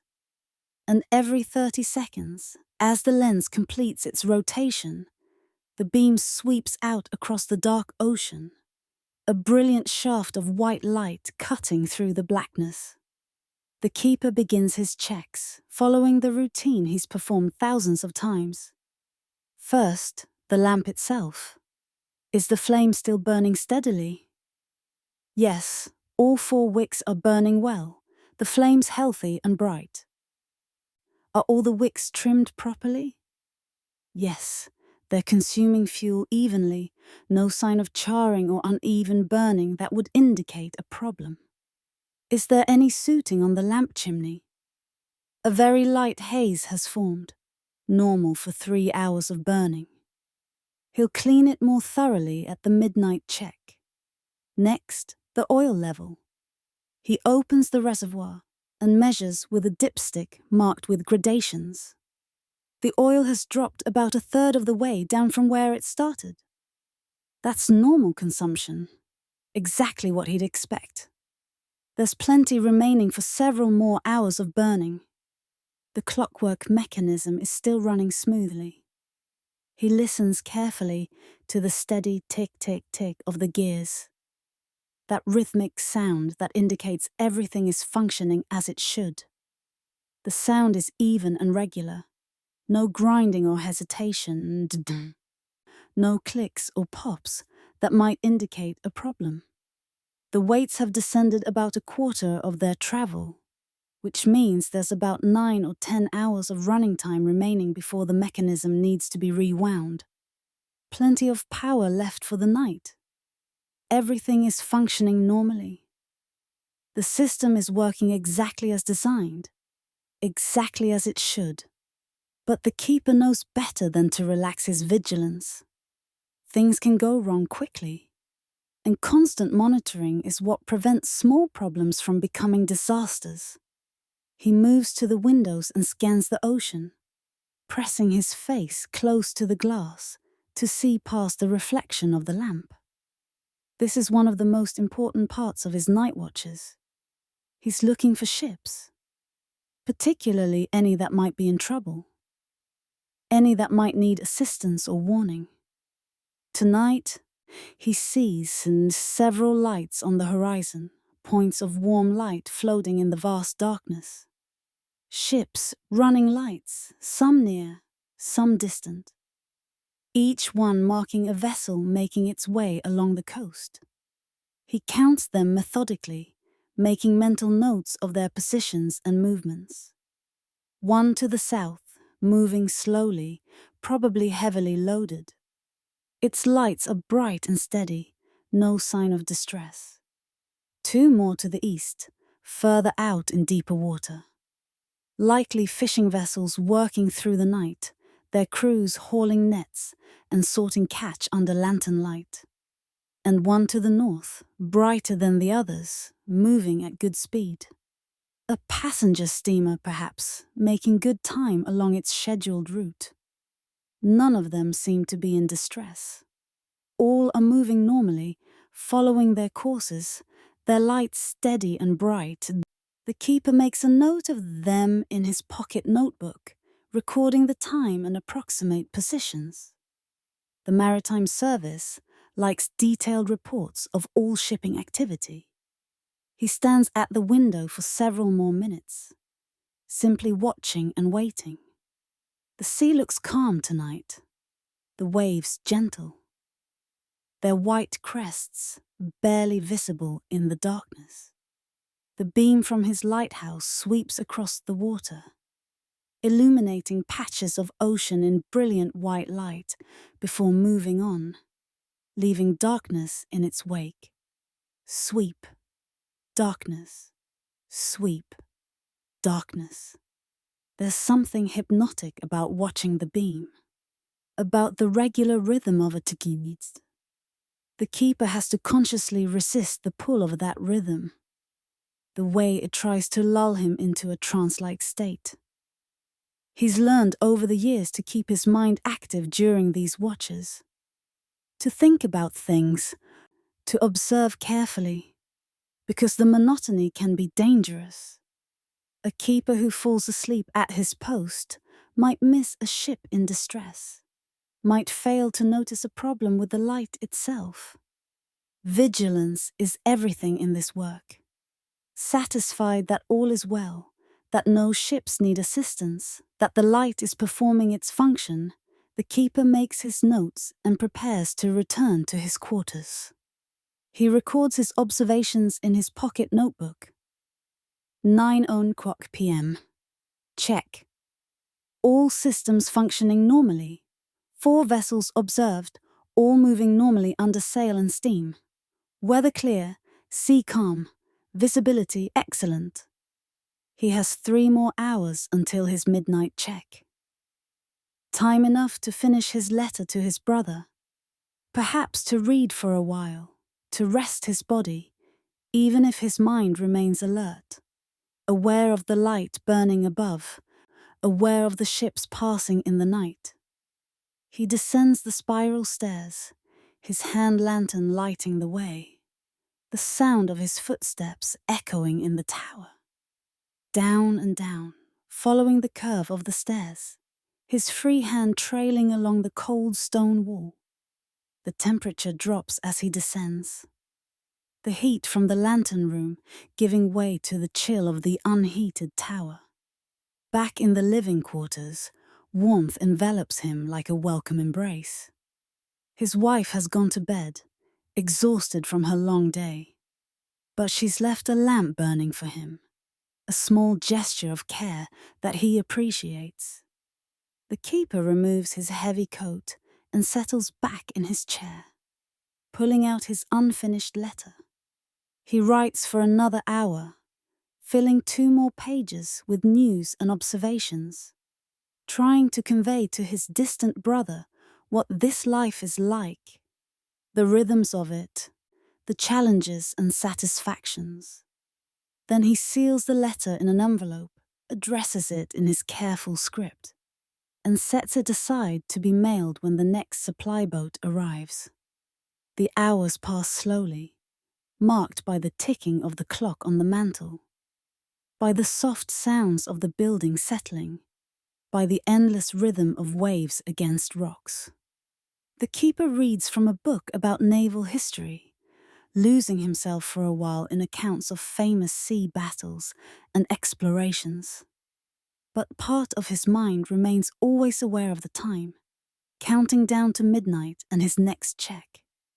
At exactly midnight, he sets aside his book and prepares once again for the climb. Heavy coat on, hand lantern lit, the familiar routine begins again. Up the spiral stairs, his footsteps echoing, his breath visible in the cold air. Up and up to the lantern room. This time, he performs a more thorough cleaning of the lamp chimney, which has developed a light coating of soot from 6 hours of burning. He carefully removes the glass chimney while the lamp continues to burn, holding it up to his hand lantern to inspect it. The inside surface is hazed with a fine black deposit, barely visible, but enough to reduce the light's effectiveness by a few %. He takes a clean cloth and wipes the interior surface carefully, removing the soot. The cloth comes away blackened, and the glass becomes crystal clear once more. He holds it up to the light again, turning it, inspecting it from all angles. Perfect. Not a smudge, not a trace of soot remaining. He carefully replaces the chimney over the burning lamp, and immediately the light seems brighter, clearer. The clockwork mechanism needs winding now. The keeper grasps the crank handle and begins to turn it, raising the heavy weights back to the top of their travel. Crank, crank, crank. The familiar resistance, the satisfying click with each turn. His arms and shoulders work steadily, his breathing synchronized with the motion. After several minutes, the weights are fully raised, ready to power another 12 hours of rotation. He makes his notes, records the time and conditions, scans the ocean once more. Fewer ships visible now, just 2 lights on the distant horizon. Most vessels have probably anchored for the night or are far from this section of coast. The sea remains calm, the weather stable. At 3:00 a.m., he makes his third check. This is the hardest one. The deep night watch when exhaustion pulls most heavily at his eyelids and his body wants nothing more than to sleep. But he forces himself to be thorough, to check everything just as carefully as he did at 9:00 p.m. and midnight. The light depends on his vigilance, and ships depend on the light. The ocean at 3:00 a.m. is vast and empty. The beam from his lighthouse now sweeping across water that seems entirely devoid of human presence. But still it sweeps, still it signals, because you never know when a ship might appear. When that guiding light might mean the difference between safe passage and disaster. The keeper notices the temperature has dropped further. His breath mists heavily in the cold air of the lantern room, despite the heat from the lamp. Winter is definitely coming. Soon, the watches will be even colder, with ice forming on the exterior of the windows. snow occasionally obscuring visibility. At 6 o'clock a.m., he makes his final check of the night. Dawn is beginning to hint at the eastern horizon, the sky lightening from black to deep blue, that particular pre-dawn color that signals the approaching end of night. Soon he can extinguish the light, and the daily cycle will begin again. He's tired now. His eyes feel gritty from lack of sleep, a sensation he knows well from years of broken sleep and night watches. His body aches slightly from the constant climbing of stairs, from the hours spent standing and watching. But he feels satisfied too, fulfilled in a quiet way. Another night successfully completed. Another night where the light burns steadily, fulfilling its purpose, guiding ships safely past the dangers of this coast. When the sun rises fully and natural light floods the lantern room, he'll extinguish the lamp, clean everything thoroughly, wind the mechanism for the day, and then finally sleep. A few hours of rest before the afternoon routine begins again. But for now, in these last moments before dawn, he stands at the window and watches his light sweep across the slowly brightening ocean. The stars are fading now or overpowered by the growing light of day. The beam from his lighthouse is less visible in the brightening sky, but still sweeps on, still does its work, a faithful sentinel that never rests, never fails. As long as there are hands to tend it and eyes to watch over it. The clockwork mechanism is still running smoothly. He listens to the steady tick-tick-tick of the gears, regular and even. No grinding or hesitation. The weights have descended about a quarter of their travel. He calculates quickly in his head. That's about 3 hours of running time remaining before the mechanism needs to be rewound. Everything is functioning normally. The keeper moves to the windows and scans the ocean. This is one of the most important parts of his night watches. He's looking for ships, particularly any that might be in trouble. Tonight, he sees several lights on the horizon. Ships, running lights, some near, some distant. He counts them. One to the south, moving slowly. Probably a freighter heading up the coast. 2 more to the east, further out. Likely fishing vessels. And one to the north, brighter than the others. A larger ship, perhaps a passenger steamer. None of them seem to be in distress.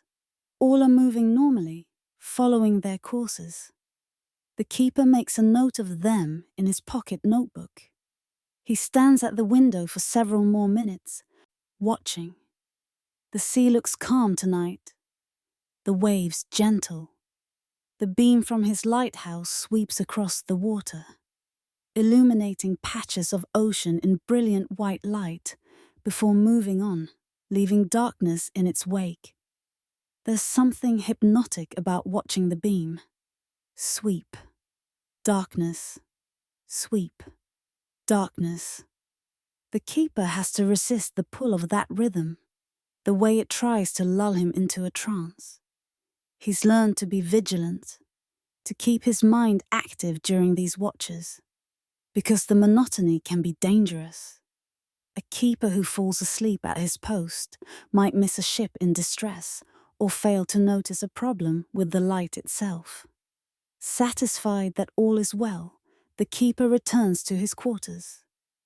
He records his observations in the log. 9 o'clock p.m. Check. All systems functioning normally. 4 vessels observed, all moving normally. Weather clear, sea calm. He has 3 more hours until his midnight check. He spends this time reading, one of the few entertainments available to a lighthouse keeper. The lighthouse service provides a library of sorts, books that rotate between different lighthouses, and the keeper has developed a taste for history and biography. Tonight, he's reading about the Revolutionary War, finding it fascinating how the war played out along this very coast 100 years ago. At midnight, he makes his second check. The routine is the same. Climb the stairs, check the lamp, check the oil, check the mechanism, scan for ships. This time, he does a thorough cleaning of the lamp chimney, which has developed a light coating of soot. He carefully removes the chimney, wipes it clean with a soft cloth, and replaces it. The light burns slightly brighter now, the glass crystal clear once again. The clockwork mechanism needs winding. The keeper grasps the crank and begins turning, raising the heavy weights back to their starting position. His arms strain with the effort, but he's used to this. Crank, crank, crank. The regular motion is almost meditative in its own way. At 3:00 a.m., he makes his third check. This is the hardest one. The deep night watch when exhaustion pulls at his eyelids and his body wants nothing more than to sleep. But he forces himself to be thorough, to check everything just as carefully as he did at 9:00 p.m. and midnight. The ocean at 3:00 a.m. is vast and empty. The few ships he saw earlier have moved on. The beam from his lighthouse now sweeps across empty water, illuminating nothing but waves. But still it sweeps, still it signals, because you never know when a ship might appear, when that guiding light might be the difference between safe passage and disaster. The keeper notices the temperature has dropped. His breath mists in the cold air of the lantern room, despite the heat from the lamp. Winter is coming. Soon, the watches will be even colder. Ice forming on the exterior of the windows, snow occasionally obscuring the light. At 6:00 a.m., he makes his final keke check of the night. Dawn is beginning to hint at the eastern horizon, the sky lightening from black to deep blue. Soon he can extinguish the light and the daily cycle will begin again. He's tired. His eyes feel gritty from lack of sleep. His body aches slightly from the constant climbing of stairs. But he feels satisfied too. Another night successfully completed. Another night where the light burned steadily, fulfilling its purpose. When the sun rises fully and he extinguishes the lamp, he'll sleep for a few hours. Then the routine begins again. Cleaning, maintenance, record keeping, lighting, watching, the endless cycle of the lighthouse keeper's life. But for now, in these last moments before dawn, he stands at the window and watches his light sweep across the slowly brightening ocean. And he knows that he's doing important work. Work that matters. Not every day at the lighthouse is peaceful and routine. Sometimes nature reminds the keeper of just how vulnerable this stone tower is. How small and insignificant human structures are in the face of the ocean's raw power. Sometimes the comfortable rhythm of daily maintenance and watches is shattered by forces far beyond anyone's control. Let us imagine a storm. It's late November now, deep into the season when the Atlantic becomes unpredictable and dangerous. A major weather system has been developing far out at sea, growing and gathering strength as it moves toward the coast. The keeper has been watching it approach for 2 full days, reading the signs that nature provides to those who know how to interpret them. The signs began subtly. 2 days ago, the keeper noticed changes in the clouds, high cirrus formations spreading across the sky in characteristic patterns. Mars tails, the old sailors call them, because they look like the flowing tails of horses streaming in the wind. These high-altitude ice crystal clouds are often the first warning of an approaching weather system, sometimes appearing a day or more before the main storm arrives. The next day brought more signs. The wind shifted, backing from its usual westerly direction to come from the southeast, a direction that often precedes storms along this coast. The ocean swells increased, growing higher and more regular, waves generated by distant winds now reaching the lighthouse. And most tellingly, yesterday afternoon, the barometer in his office began dropping. The barometer is one of the keeper's most important instruments. It measures atmospheric pressure. And falling pressure almost always means bad weather approaching. Yesterday afternoon it read 31 inches of mercury, normal for this time of year. By evening it had dropped to 30 tomorrow. This morning, 29.8. And now, at midday, it starts at 29.5 and still falling. This rapid drop, nearly 0.6 of an inch in 24 hours, signals a major storm system approaching. The keeper has been preparing since yesterday. He's secured everything outside that might blow away or become damaged. The small boat has been moved from its usual spot near the water to higher ground, where even the highest storm surge can't reach it.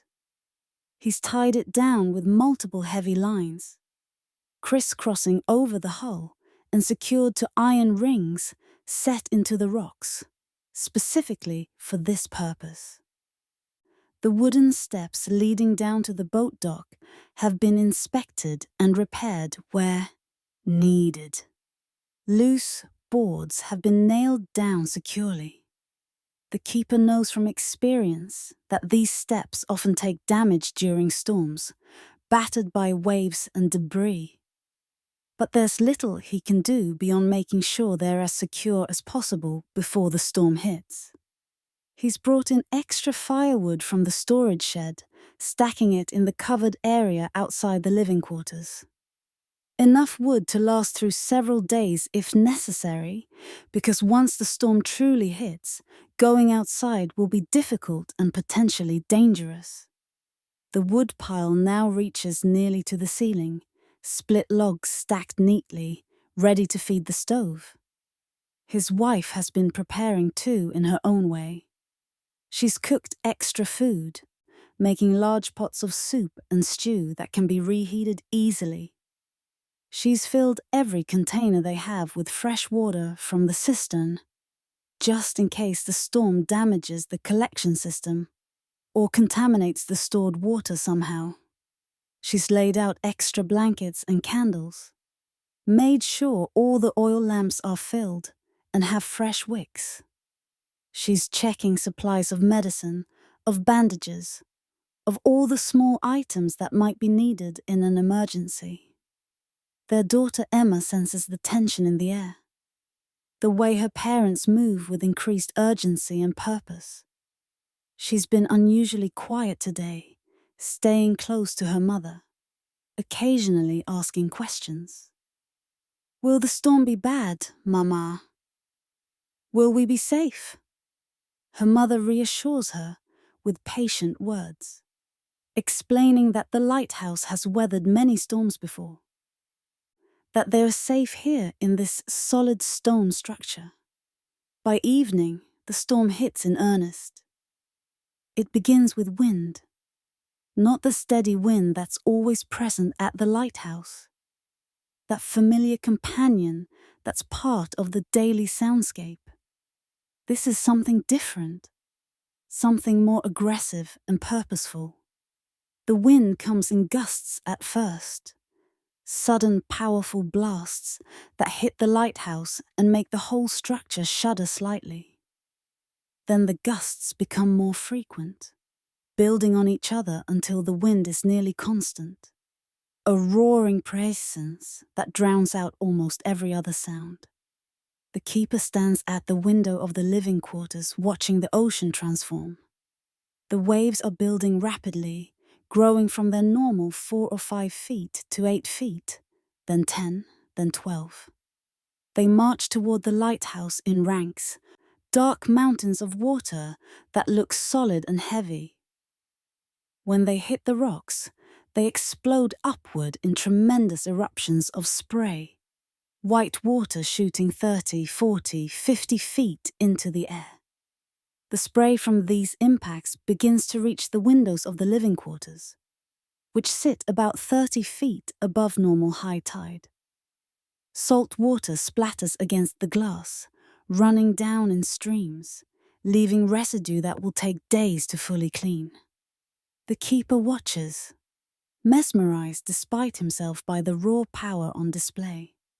Rain begins to fall, first as scattered drops that sound like pebbles hitting the windows, then as sheets of water driven nearly horizontal by the wind. The keeper can barely see the ocean anymore through the wall of rain. Everything beyond a few dozen yards becomes a grey blur. Water above and water below. The boundary between ocean and sky erased. This is going to be bad. Worse than the storm 3 weeks ago that he recorded in his log. This is going to be one of the major storms that he'll remember for years. He needs to check the light. The keeper pulls on his heaviest coat, wool lined with canvas, and wraps a scarf around his neck and lower face. He tells his wife he's going up to the lantern room, and she nods, her face tight with worry. Emma clutches her mother's skirt, her eyes wide.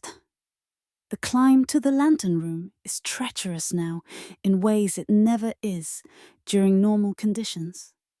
The wind finds every gap and crack in the lighthouse structure, creating powerful drafts that whistle through the tower.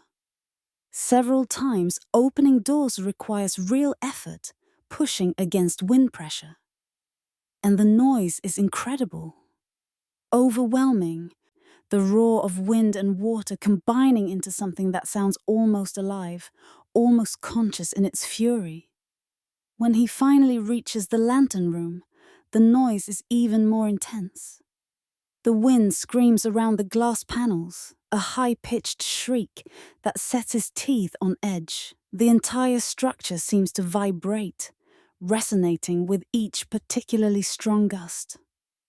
Rain and spray hammer against the windows, and he can feel the impacts through the floor, through the walls, through every surface.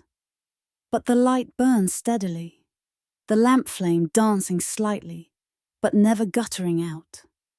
The Fresnel lens continues its rotation, undisturbed by the chaos outside.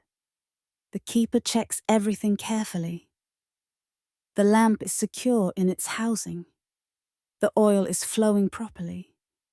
The mechanism is running smoothly, despite the vibrations shaking the structure.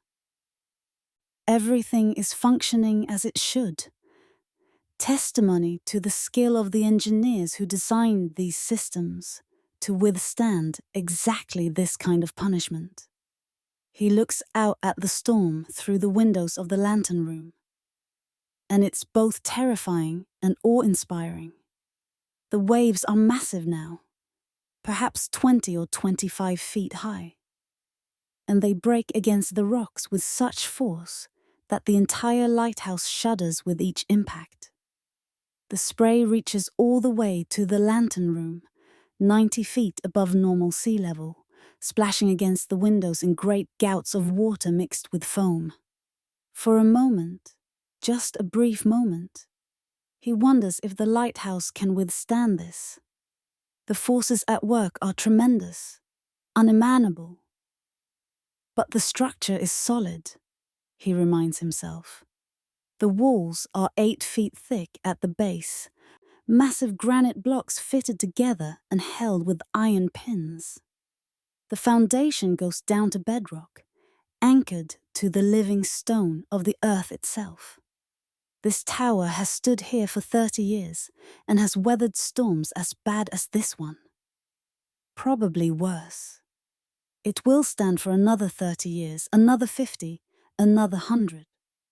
Still, it's unnerving. The sheer power of the storm is humbling, a reminder of how small humans are, how fragile their works. He climbs to the lantern room, carefully, because the wind is so strong now that it makes the exterior stairs dangerous. In the lantern room, the noise is incredible. The wind screams around the glass panels. The entire structure seems to vibrate with each particularly strong gust. But the light burns steadily. The Fresnel lens continues its rotation, undisturbed by the chaos outside.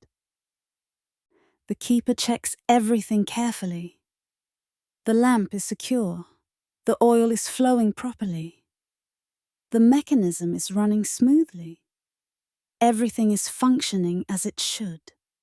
He looks out at the storm, and it's both terrifying and awe-inspiring. The waves are massive now, perhaps 20 feet high, and they break against the rocks with such force that the spray reaches all the way to the lantern room, splashing against the windows. The entire lighthouse seems to shudder with each impact, but the keeper knows the structure is solid. It was built to withstand this. The walls are 8 feet thick at the base, solid granite. The foundation goes down to bedrock. This tower has stood here for 30 years and will stand for 30 more, or 100 more, or however long it's needed. Still, it's unnerving. The sheer power of the storm is humbling. The keeper returns to his quarters. His wife is sitting with their daughter, who is frightened by the noise. The howling wind, the crashing waves, the rain hammering against the windows. It's loud, relentless, overwhelming. It's all right, the keeper tells them. The lighthouse has weathered worse. We're safe here. And they are. The lighthouse is probably the safest place on this entire stretch of coast during a storm like this. But that doesn't make it less frightening, especially for a child. The long night passes slowly. The keeper makes his regular checks, climbing to the lantern room every few hours. Each time the storm seems to have intensified even further. The wind must be blowing at 60, maybe 70 miles per hour. The waves are enormous, occasionally breaking completely over the rocks and surrounding the lighthouse base with churning white water. But the light continues to burn. The mechanism continues to rotate. The keeper makes sure of this, because somewhere out there, in that maelstrom, there might be ships. Ships that desperately need this light to avoid being driven onto the rocks. At around 3:00 a.m., at the height of the storm, the keeper sees something that makes his blood run cold. Through the rain and spray, illuminated briefly by the sweep of his beacon, he sees a ship. She's a 3-masted schooner and she's in trouble. Her sails are in tatters, shredded by the wind. She's being driven toward the rocks by the storm, and her crew is clearly struggling to maintain control. The keeper watches, helpless. There's nothing he can do. No way to reach the ship. No way to warn them beyond what his light is already doing. He can only watch and hope they see the light in time. Hope they can turn away from the rocks. For terrible minutes, he watches the drama unfold. The ship wallows in the enormous waves, each one threatening to capsize her or drive her onto the rocks. He can see tiny figures on her deck, crew members fighting to control the vessel. Then, slowly, agonizingly, the ship begins to turn. They've seen the light. They know the danger. The crew has managed to get some control. And they're clawing their way away from the rocks, back out into the open ocean where they at least have room to maneuver. The keeper watches until the ship disappears into the darkness and rain, heading northeast. They're not safe yet, but they're at least away from the immediate danger of the rocks. He makes a detailed note in his log. 3:17 a.m. Three-masted schooner observed in distress, approximately 200 yards from Lighthouse Rocks. Vessel appeared to see beacon and altered course to avoid rocks. Headed northeast. Unable to identify vessel due to conditions. It's this moment that reminds him why he does this work. That ship might have been lost if not for his light. Every person aboard might have drowned.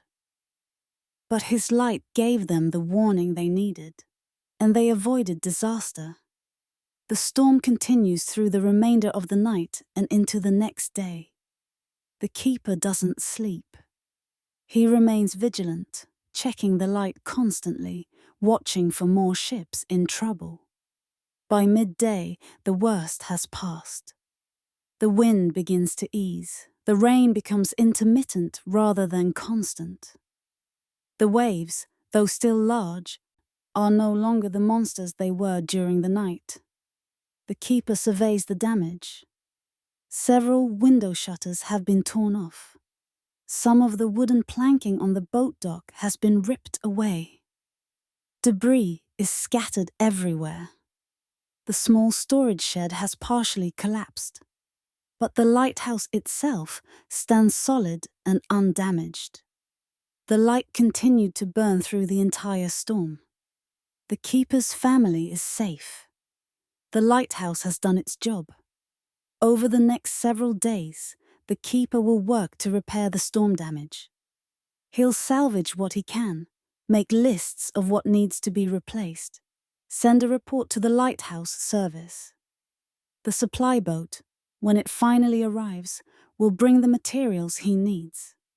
But for now, exhausted but satisfied, the keeper allows himself to rest. His wife brings him hot coffee and a meal. His daughter, no longer frightened now that the storm has passed, wants to hear about the ship he saw, wants to know if they made it to safety. "I don't know," the keeper tells her honestly. "I hope so, I think they did. But I don't know for certain. That's often the way of it for lighthouse keepers. They do their work, they keep the light burning, and they rarely learn what difference it made. They don't know how many ships saw their light and avoided disaster. They don't get to meet the captains whose vessels they guided safely past the rocks. But they do it anyway. Night after night, storm after storm, year after year. They keep the light burning. Because it might make the difference. Because someone might need it. And that's enough. Life at the lighthouse moves with the rhythm of the seasons, each one bringing its own character, its own challenges, its own particular beauty. The keeper has lived through 11 cycles of seasons here now. 11 winters and springs and summers and autumns. And he's learned to read the subtle changes that mark each transition. The small signs that tell him what's coming. Winter is perhaps the hardest season, the one that tests the keeper and his family most severely. The days are brutally short, sometimes only 8 or 9 hours of daylight between sunrise and sunset. This means long hours of darkness, long periods when the light must burn, consuming precious fuel.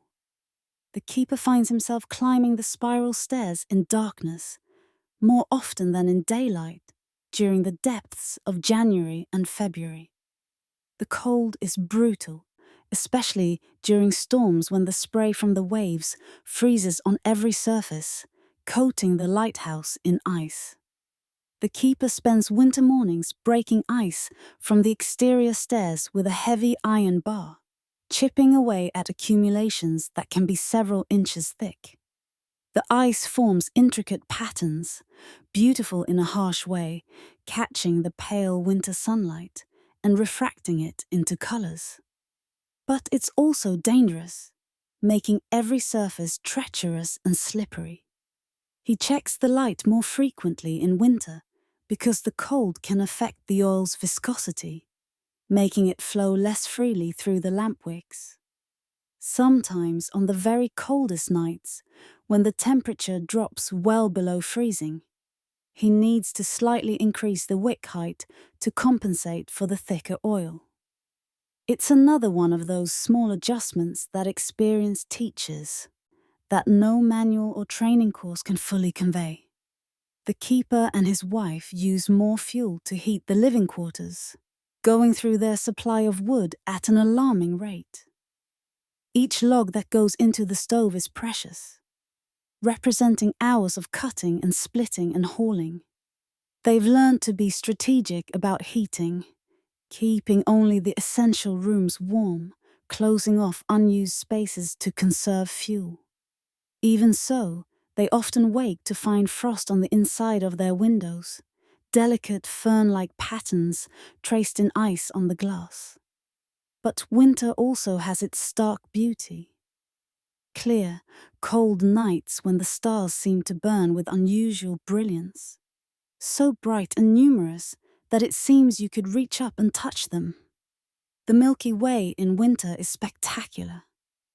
A river of stars flowing across the sky, and the keeper sometimes stands on the gallery deck on calm nights, wrapped in his heaviest coat, simply watching the stars wheel slowly overhead. The northern lights occasionally appear during winter, visible this far south only during periods of strong solar activity. When they appear, they paint the sky with shifting curtains of color, green and pink, and sometimes purple, dancing and flowing like ghost fires. The keeper has learned to wake his family when the aurora appears, because it's a sight worth seeing, worth interrupting sleep for. Emma stands at the window, her eyes wide with wonder, watching the lights dance across the sky. Winter brings other changes too. The seabirds that nest here in summer have mostly migrated south, leaving only a hardy few who remain year-round. The ocean takes on different colors, grays and steely blues that seem colder even to look at. Ice sometimes forms in the tide pools among the rocks, thin sheets that shatter with each wave. Spring brings relief when it finally arrives, usually in late March or early April. The days lengthen noticeably, each day a few minutes longer than the one before. The sun rises earlier and sets later, and the keeper feels the burden lift slightly as the dark hours decrease. The temperature moderates, and the hard edge of winter cold gradually gives way to something more bearable. Spring is maintenance season. With better weather, the keeper can tackle outdoor projects that were impossible during winter. This year, he's repainting the gallery railing, which has shown significant rust damage from winter's ice and spray. He sets up scaffolding and works carefully, wire brushing the rust away first, then applying primer, then fresh paint. It's tedious work, requiring multiple coats and constant attention to detail. But it's necessary. A neglected railing will rust through eventually, becoming a safety hazard. He also works on the boat dock, replacing the planks damaged in November's storm.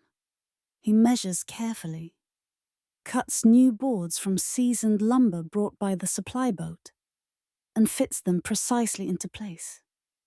Each board is drilled and countersunk before the screws go in, ensuring a tight fit that will resist the constant assault of waves and weather. His wife revives her small garden in spring, the tiny plot where she grows vegetables in the thin soil accumulated among the rocks. She starts with cold, hardy crops, lettuce and radishes and peas, planting seeds saved from last year or brought by the supply boat. She tends the garden carefully, protecting the young plants from wind and salt spray with improvised barriers made from old boards and canvas. Spring also brings more ship traffic. The shipping lanes become busier as vessels emerge from their winter harbours, carrying goods up and down the coast and across to Europe. The keeper sees more ships during his watches, sometimes a dozen or more lights visible on the horizon during busy evenings. It makes the work feel more purposeful somehow, knowing that so many vessels are depending on his light. Summer is the busiest season for maintenance work. The weather is generally good, with longer days and warmer temperatures that make outdoor work more comfortable. This summer, the keeper is repainting the entire exterior of the lighthouse tower, a massive project that will take weeks of careful work. He starts at the top and works his way down, setting up staging that he moves progressively lower as each section is completed. First comes scraping, removing all the old paint that has flaked or blistered from exposure to sun and salt. This creates piles of paint chips that he carefully collects and disposes of, not wanting them to contaminate the soil or water around the lighthouse.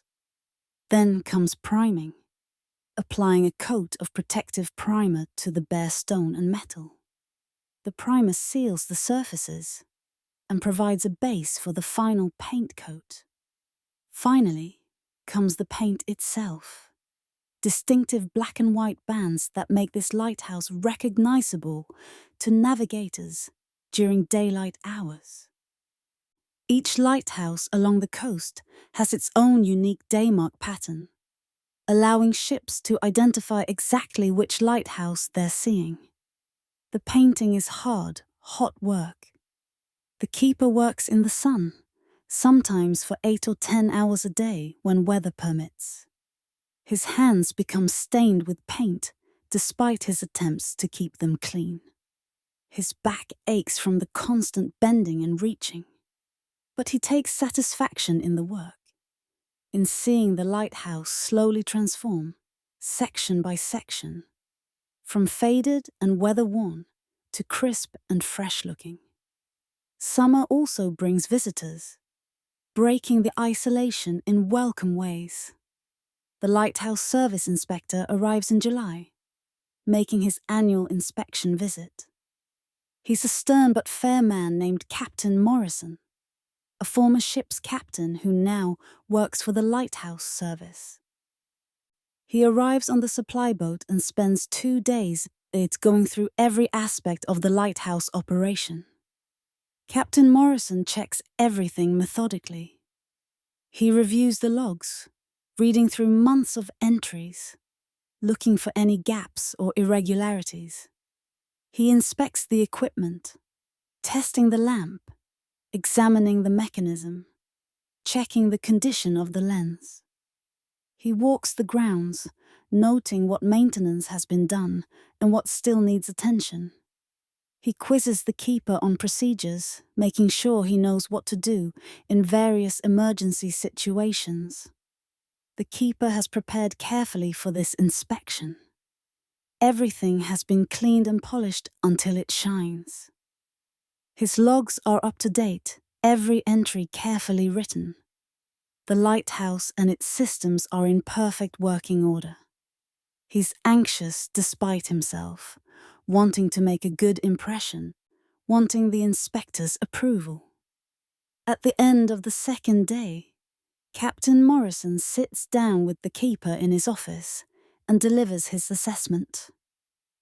"You're maintaining this station well, Wickham," he says, his tone neutral but his words approving.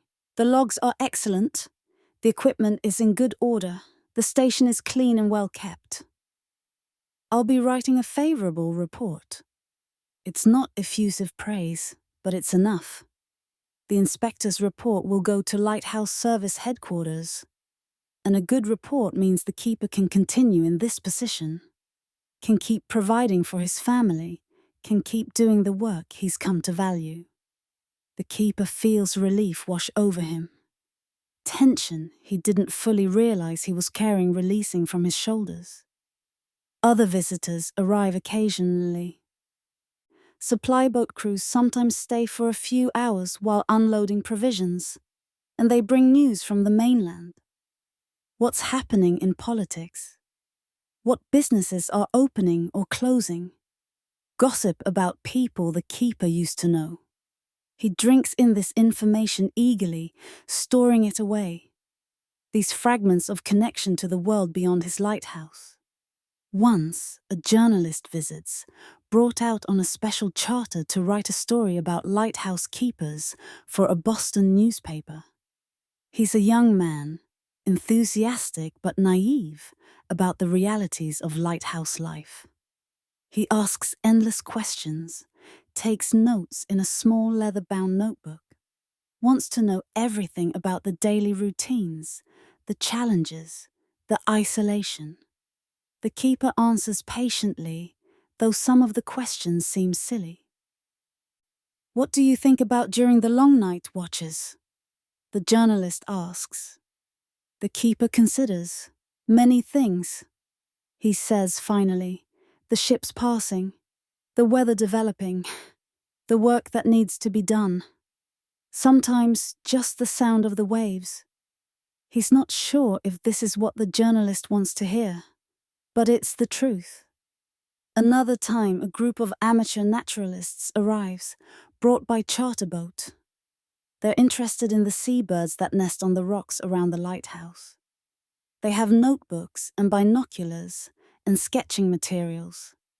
And their leader is a professor from a college in Massachusetts who knows every species of gull and tern and cormorant.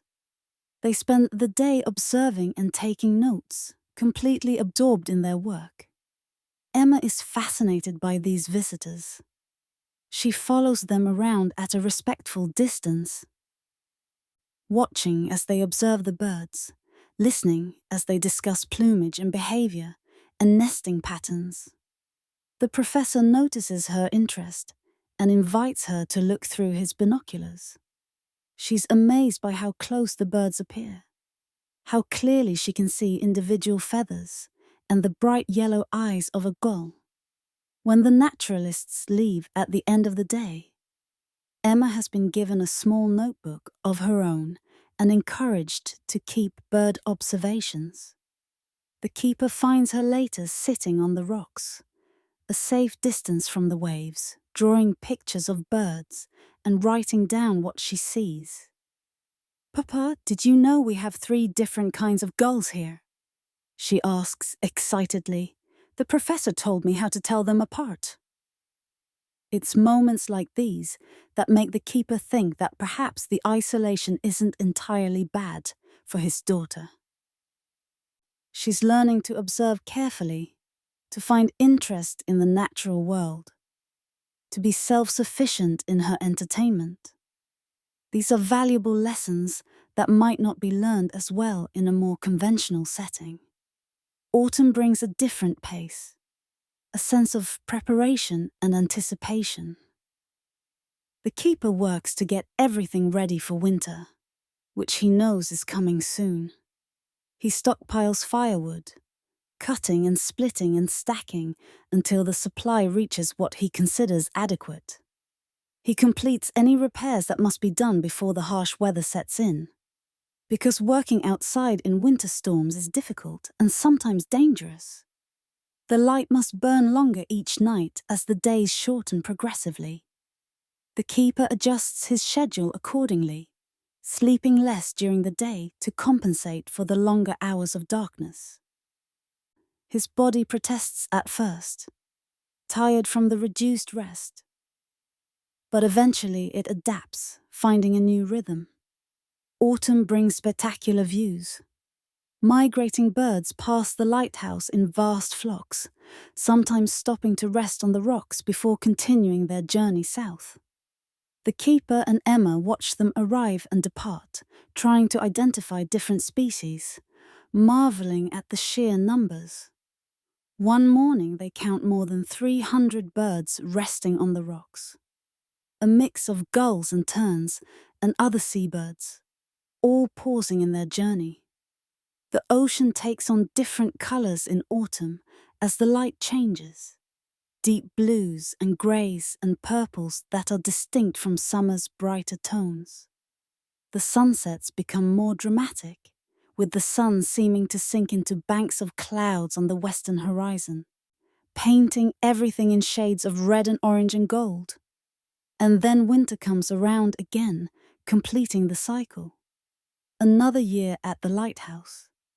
Another year of routine and challenge, of isolation and purpose, of light burning through darkness. The seasons turn, each one following the last in eternal progression, and the lighthouse stands constant through it all, maintained by the daily attention of those who understand that important work is often simply faithful work repeated over time. The keeper sometimes wonders how long he'll continue this work. He's still relatively young, only 43. He could potentially continue for another 20 years or more. Or he could request a transfer to a lighthouse closer to a town, where his daughter could attend a proper school, where his wife could have neighbors and social connections. But for now, he stays. The work suits him. He's good at it. And there's something deeply satisfying about the simplicity of it. Keep the light burning. Watch over this stretch of coast. Do work that matters. The seasons turn. The light burns. The keeper watches. And somewhere out there, ships pass safely in the night. Their captains perhaps glancing up at that steady beacon and feeling grateful, knowing that someone is watching over them. While much of this story has focused on the keeper himself and his daily routines, it's important to remember that lighthouse keeping was rarely a solitary occupation. Most keepers had families, and life at a lighthouse affected them all in profound ways. The isolation, the routines, the constant presence of the ocean, all of these shape the lives of wives and children as much as the keepers themselves. Let us spend some time observing the keeper's wife, Sarah, and understanding her experience of lighthouse life. She came to this lighthouse as a new bride 14 years ago, young and full of romantic notions about life beside the sea. She was 22 then, the daughter of a merchant in a small coastal town, and she'd fallen in love with Thomas Wickham when he was still an assistant keeper at a lighthouse near her hometown. The reality of lighthouse life was far more challenging than she'd imagined in those early days. The isolation was the hardest part, the aspect she'd most underestimated. Sarah had grown up surrounded by family and friends, part of a close-knit community where you were never more than a short walk from conversation and companionship. At the lighthouse, it was just her husband, and eventually their daughter Emma. No neighbor to chat with over the fence. No church socials or town gatherings. No casual visits to the general store to hear the latest news and gossip. Just the lighthouse, the rocks, the ocean, and the endless sound of waves. For the first year, she struggled deeply. The loneliness was oppressive, overwhelming at times. The endless sound of wind and waves, which she'd thought would be soothing and peaceful, instead became monotonous, almost maddening. She missed her mother terribly, missed the simple pleasure of feminine company and conversation. She missed having friends, people her own age who understood her experiences and could share advice or simply sympathize. There were days, many days in that first year, when she cried. Days when the isolation felt like a physical weight pressing down on her, making it hard to breathe. Days when she wondered if she'd made a terrible mistake in marrying a lighthouse keeper, in agreeing to this remote life. She said nothing to Thomas about these feelings, not wanting to burden him, not wanting to seem weak or ungrateful. but she felt them intensely nonetheless. But humans are remarkably adaptable creatures, and gradually, Sarah found ways to cope with the isolation, to build a life that felt meaningful despite its limitations. She threw herself into creating a comfortable home within the lighthouse's limited space. She learned to cook with the restricted ingredients available, developing new recipes and techniques. She took up sewing and knitting with serious purpose, creating beautiful quilts that brightened their living spaces and warm sweaters that protected against the cold. She started a journal, writing her thoughts and observations, giving herself an outlet for feelings she couldn't always express in conversation. She also became an essential part of the lighthouse operation itself, though this wasn't part of her official duties. When Thomas was ill with fever one winter, so sick he couldn't leave his bed for 3 days, Sarah learned to tend the light herself. She climbed the spiral stairs, managed the lamp, kept the mechanism wound, maintained the log. It was terrifying taking on this responsibility, but she did it because it had to be done. The light could not fail, regardless of illness or any other obstacle. After that experience, she became Thomas's unofficial assistant in the lighthouse work. She learned the routines, the procedures, the subtle signs that indicated when equipment needed attention. She couldn't do the heavy physical work, like winding the mechanism or making repairs to the structure, but she could do almost everything else. She could clean the lens. She could trim wicks and adjust flame. She could keep the logs. She could watch for ships during the day while Thomas slept. This gave her a sense of purpose that helped immensely with the isolation. She wasn't just a keeper's wife living at a lighthouse, relegated to domestic duties while the important work happened elsewhere. She was part of the team maintaining this vital navigation aid. She was contributing to something important. Work that mattered, that potentially saved lives. That knowledge made the isolation more bearable, gave her days meaning beyond just cooking and cleaning and filling time. When Emma was born 7 years ago, Sarah's life changed again in profound ways. Now she had company during the long days, while Thomas slept. An infant to care for, demanding and exhausting, but also filling the hours with purpose. Then a toddler, discovering the world, asking endless questions.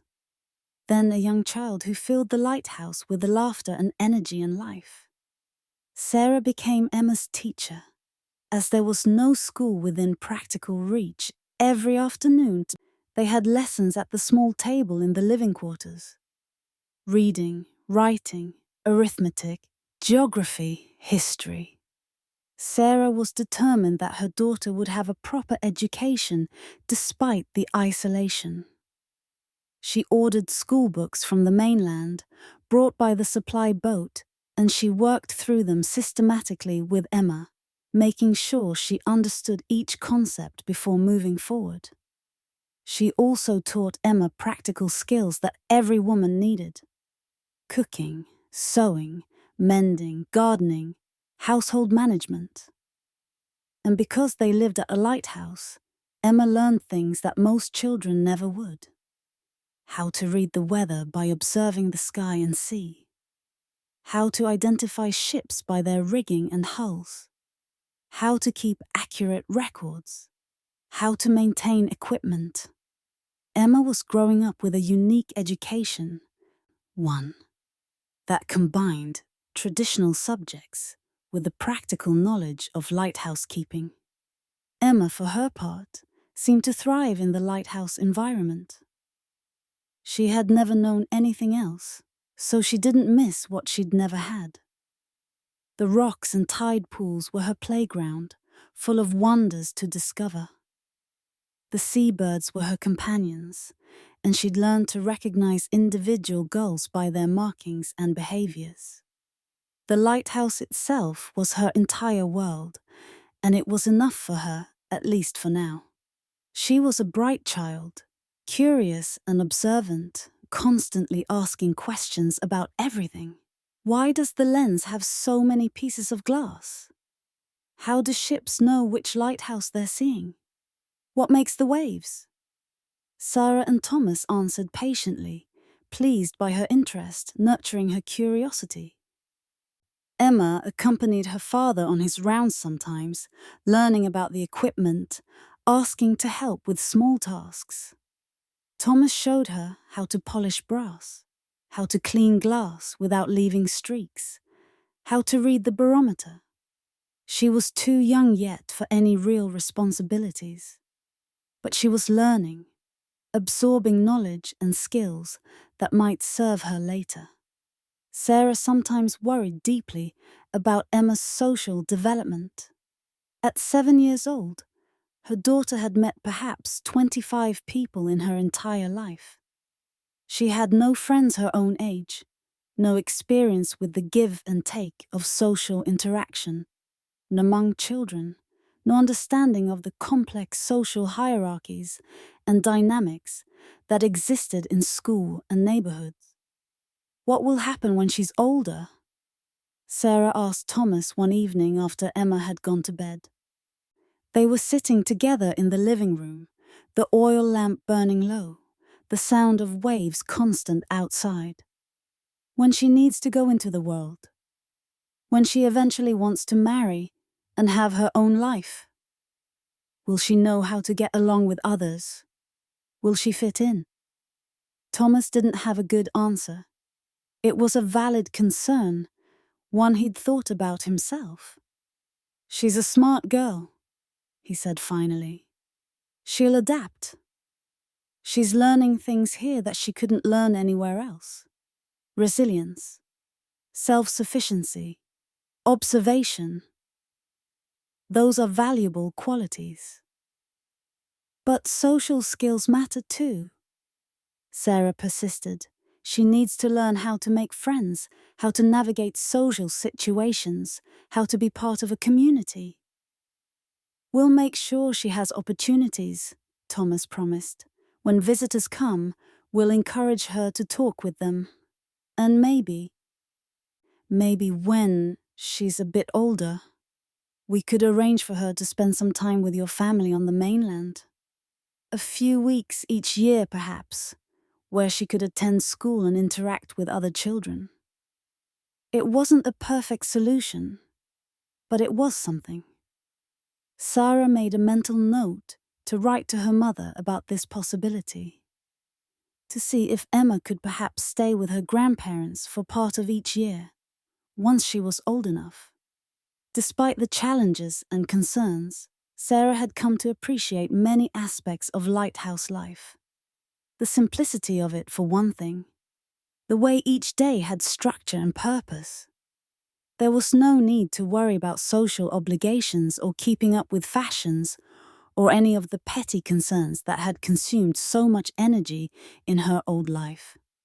Their needs were simple: food, warmth, safety, and the work of keeping the light burning. Everything else was secondary. She appreciated the closeness of their small family unit too. Thrown together by necessity, choosing each day to make the best of their situation, they developed bonds that might not have formed in a more conventional setting. They relied on each other completely. They worked together as a team. They faced challenges together and celebrated small victories together. And she appreciated the beauty of their surroundings, which revealed itself gradually to those who took time to observe. The spectacular sunrises and sunsets that painted the sky in colors she'd never seen anywhere else. The way storm clouds built up on the horizon, dark and dramatic. The occasional whale passing by close enough to see clearly, its massive body breaching the surface. the northern lights in winter when they appeared, the stars on clear nights, so much brighter here than they'd been in town, undimmed by other lights, stretching across the sky in profusion. She appreciated not having to deal with the petty dramas and social pressures of town life too. No need to worry about what the neighbors thought, because there were no neighbors. No need to compete in fashion or social status. No gossip or judgment or any of the exhausting social navigation that had been part of daily life before. Life was stripped down to essentials here at the lighthouse. Family, work, survival, the fundamental things that actually mattered. In its way, that was freeing, liberating even. Sarah had built a good life here, different from what she'd imagined as a young woman, but meaningful and satisfying in ways she couldn't have anticipated. One evening, after Emma had gone to bed and Thomas was up in the lantern room on his night watch, Sarah sat by the window and looked out at the dark ocean. The beam from the lighthouse swept across the water in its regular pattern, sweep, darkness, sweep, darkness. The sound of waves was constant, eternal, the soundtrack to every moment of life here. She thought about their life at this lighthouse, about the path that had brought her here and the person she'd become. The isolation that had once seemed unbearable had become familiar, even comfortable. She'd learned that solitude and loneliness weren't the same thing. You could be alone without being lonely if you had purpose, if you had people you loved, if you had work that mattered. Tomorrow would be much like today, and the day after that. The same routines, the same rhythms, the same view from the windows. But within that sameness, there was variation enough.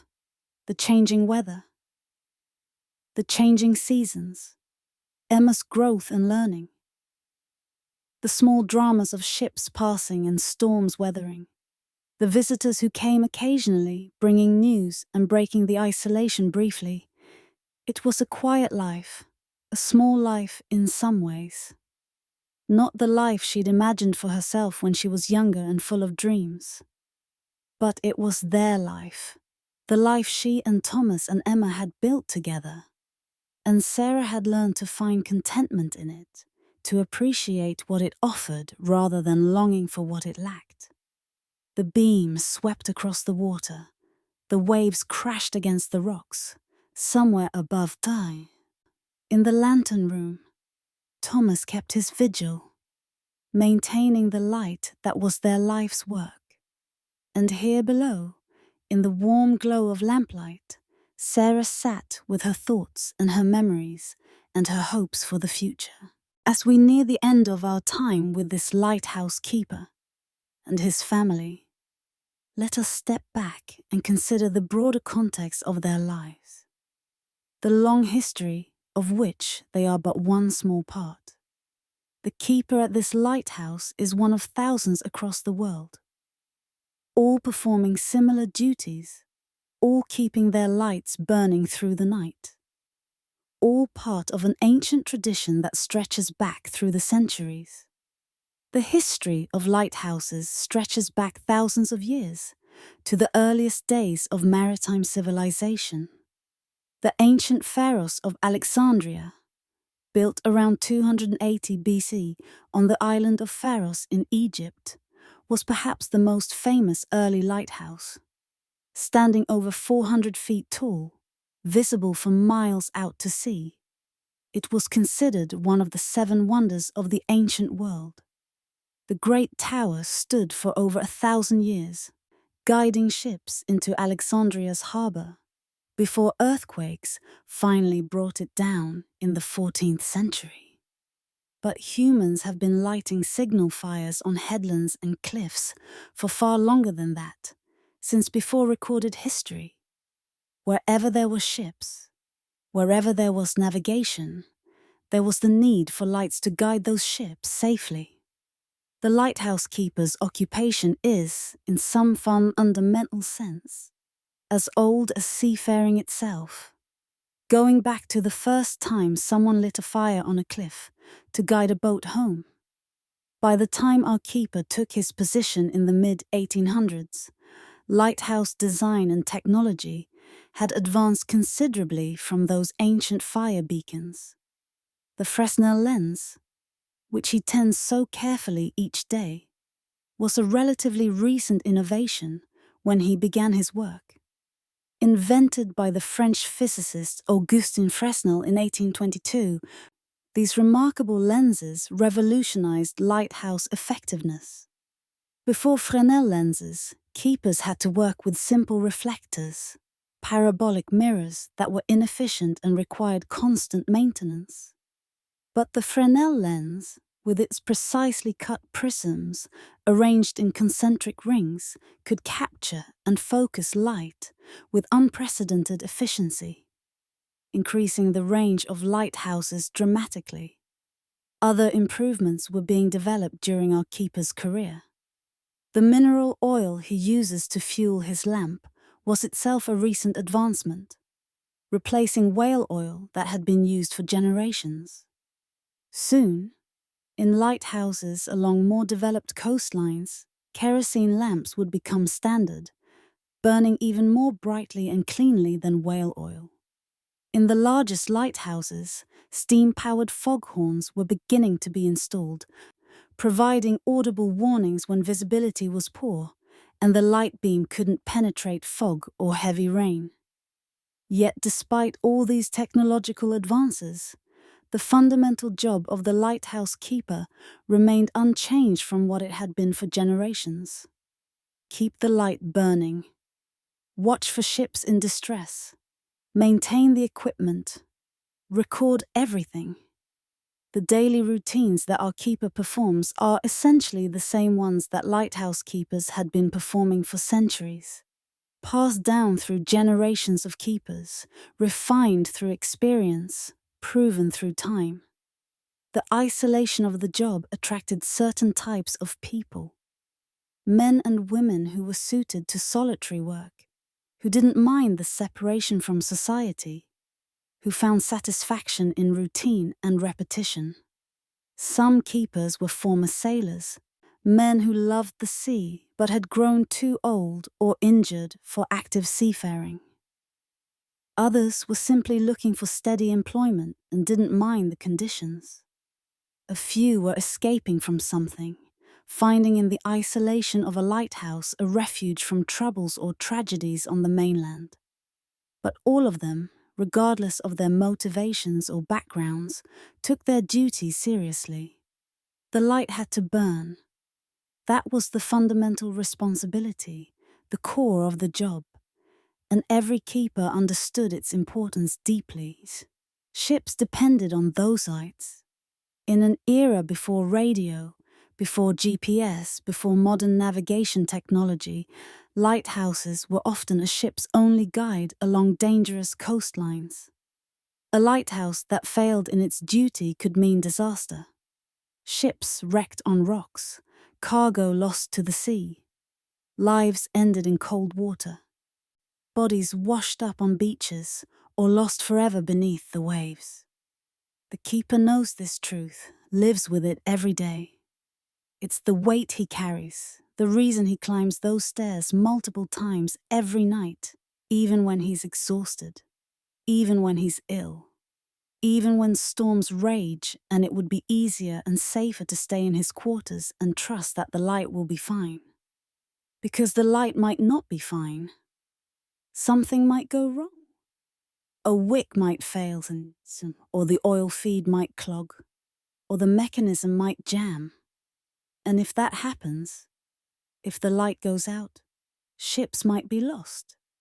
So he checks constantly, maintains vigilantly, never allows himself to become complacent. As the decades pass, as the 19th century gives way to the 20th, technology will continue to change the lighthouse keeper's job. By the early 1900s, Incandescent electric lamps will begin replacing oil lamps in more developed areas, providing brighter light with less maintenance required. Automated systems will be developed, allowing lights to operate without constant human supervision, at least in theory. Radio beacons will supplement and eventually partially replace visual lights, providing navigation signals that can penetrate fog and storm. Gradually, over the course of the 20th century, lighthouse keepers will become less necessary, their skills made redundant by advancing technology. One by one, lighthouses will be automated, the keepers' positions eliminated, as efficiency and cost-cutting become priorities. The last staffed lighthouse in the United States will finally be automated in 1990. Ending centuries of tradition, closing a chapter of maritime history. But in our keeper's time, in the mid to late 1800s, automation is still a distant dream, technology that doesn't yet exist. Every lighthouse requires a keeper, or a team of keepers. Every light needs human hands to tend it, human eyes to watch over it, human judgment to respond to problems and emergencies. The keeper is essential, irreplaceable. The vital link between the lighthouse and its function. Our keeper will likely spend another 20 years at this lighthouse before age and the physical demands of the work finally force him to retire. He'll be in his early 60s then. His body worn from decades of climbing stairs and lifting weights and working in harsh conditions. He'll train his replacement carefully, passing on all the small tricks and observations accumulated over decades of experience toward how to predict weather by reading the clouds, how to adjust the lamp flame for maximum brightness without smoking, which bolts tend to work loose and need frequent checking. All the small details that can't be written in manuals, that can only be learned through years of hands-on work. He'll return to the mainland finally, perhaps to the same town where his wife grew up, and he'll find the transition to life among people strange and difficult after so long in isolation. The noise of town life will bother him at first. The presence of so many people, the constant activity and conversation, will feel overwhelming. He'll miss the lighthouse, miss the simplicity and purpose of the work, miss the peace of standing in the lantern room, watching the beams sweep across dark water. His daughter Emma will leave for the mainland much earlier, in her teenage years, seeking education and opportunities not available at the lighthouse.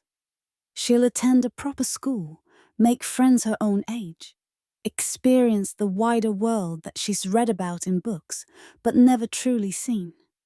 The adjustment will be difficult for her in some ways. She'll feel different from her peers, marked by her unusual upbringing.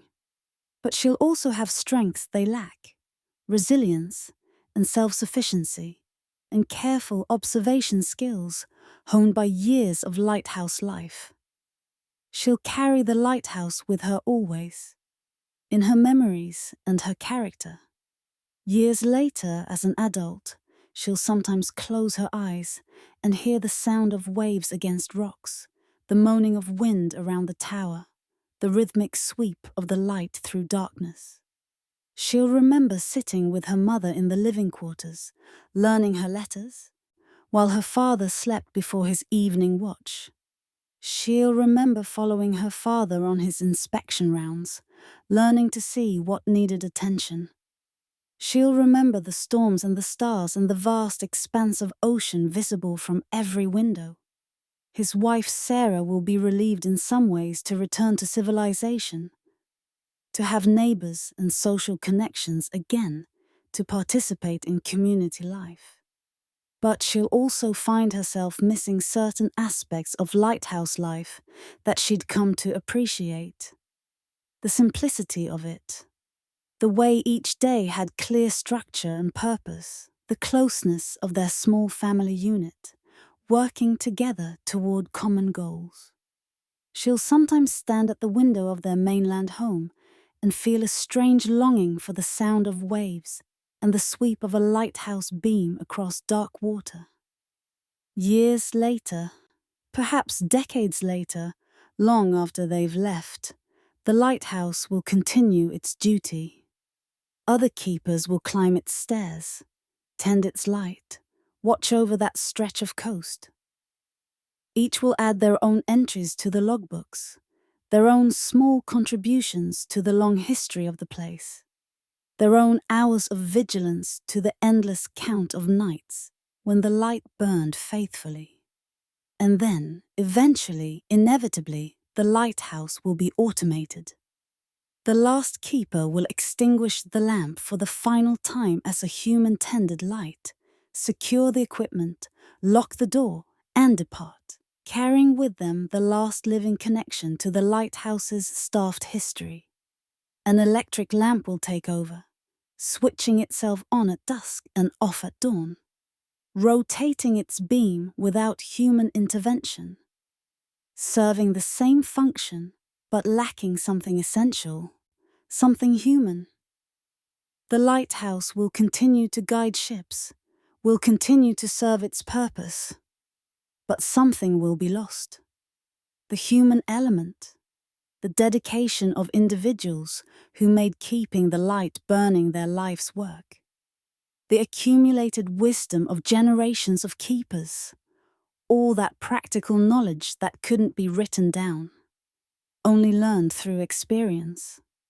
The small acts of devotion, repeated night after night, year after year, generation after generation. But that's still in the future. Tonight, in November of 1876, our keeper climbs the spiral stairs one more time for his midnight check. The lamp burns brightly, the flame steady and strong. The lens rotates smoothly, driven by the clockwork mechanism he wound this morning. The beam sweeps across the dark ocean, regular as a heartbeat, constant as the tide. All is well. He stands at the window for a moment, watching. The stars are brilliant tonight. The Milky Way, a river of light across the sky. Thousands upon thousands of stars visible in the clear darkness.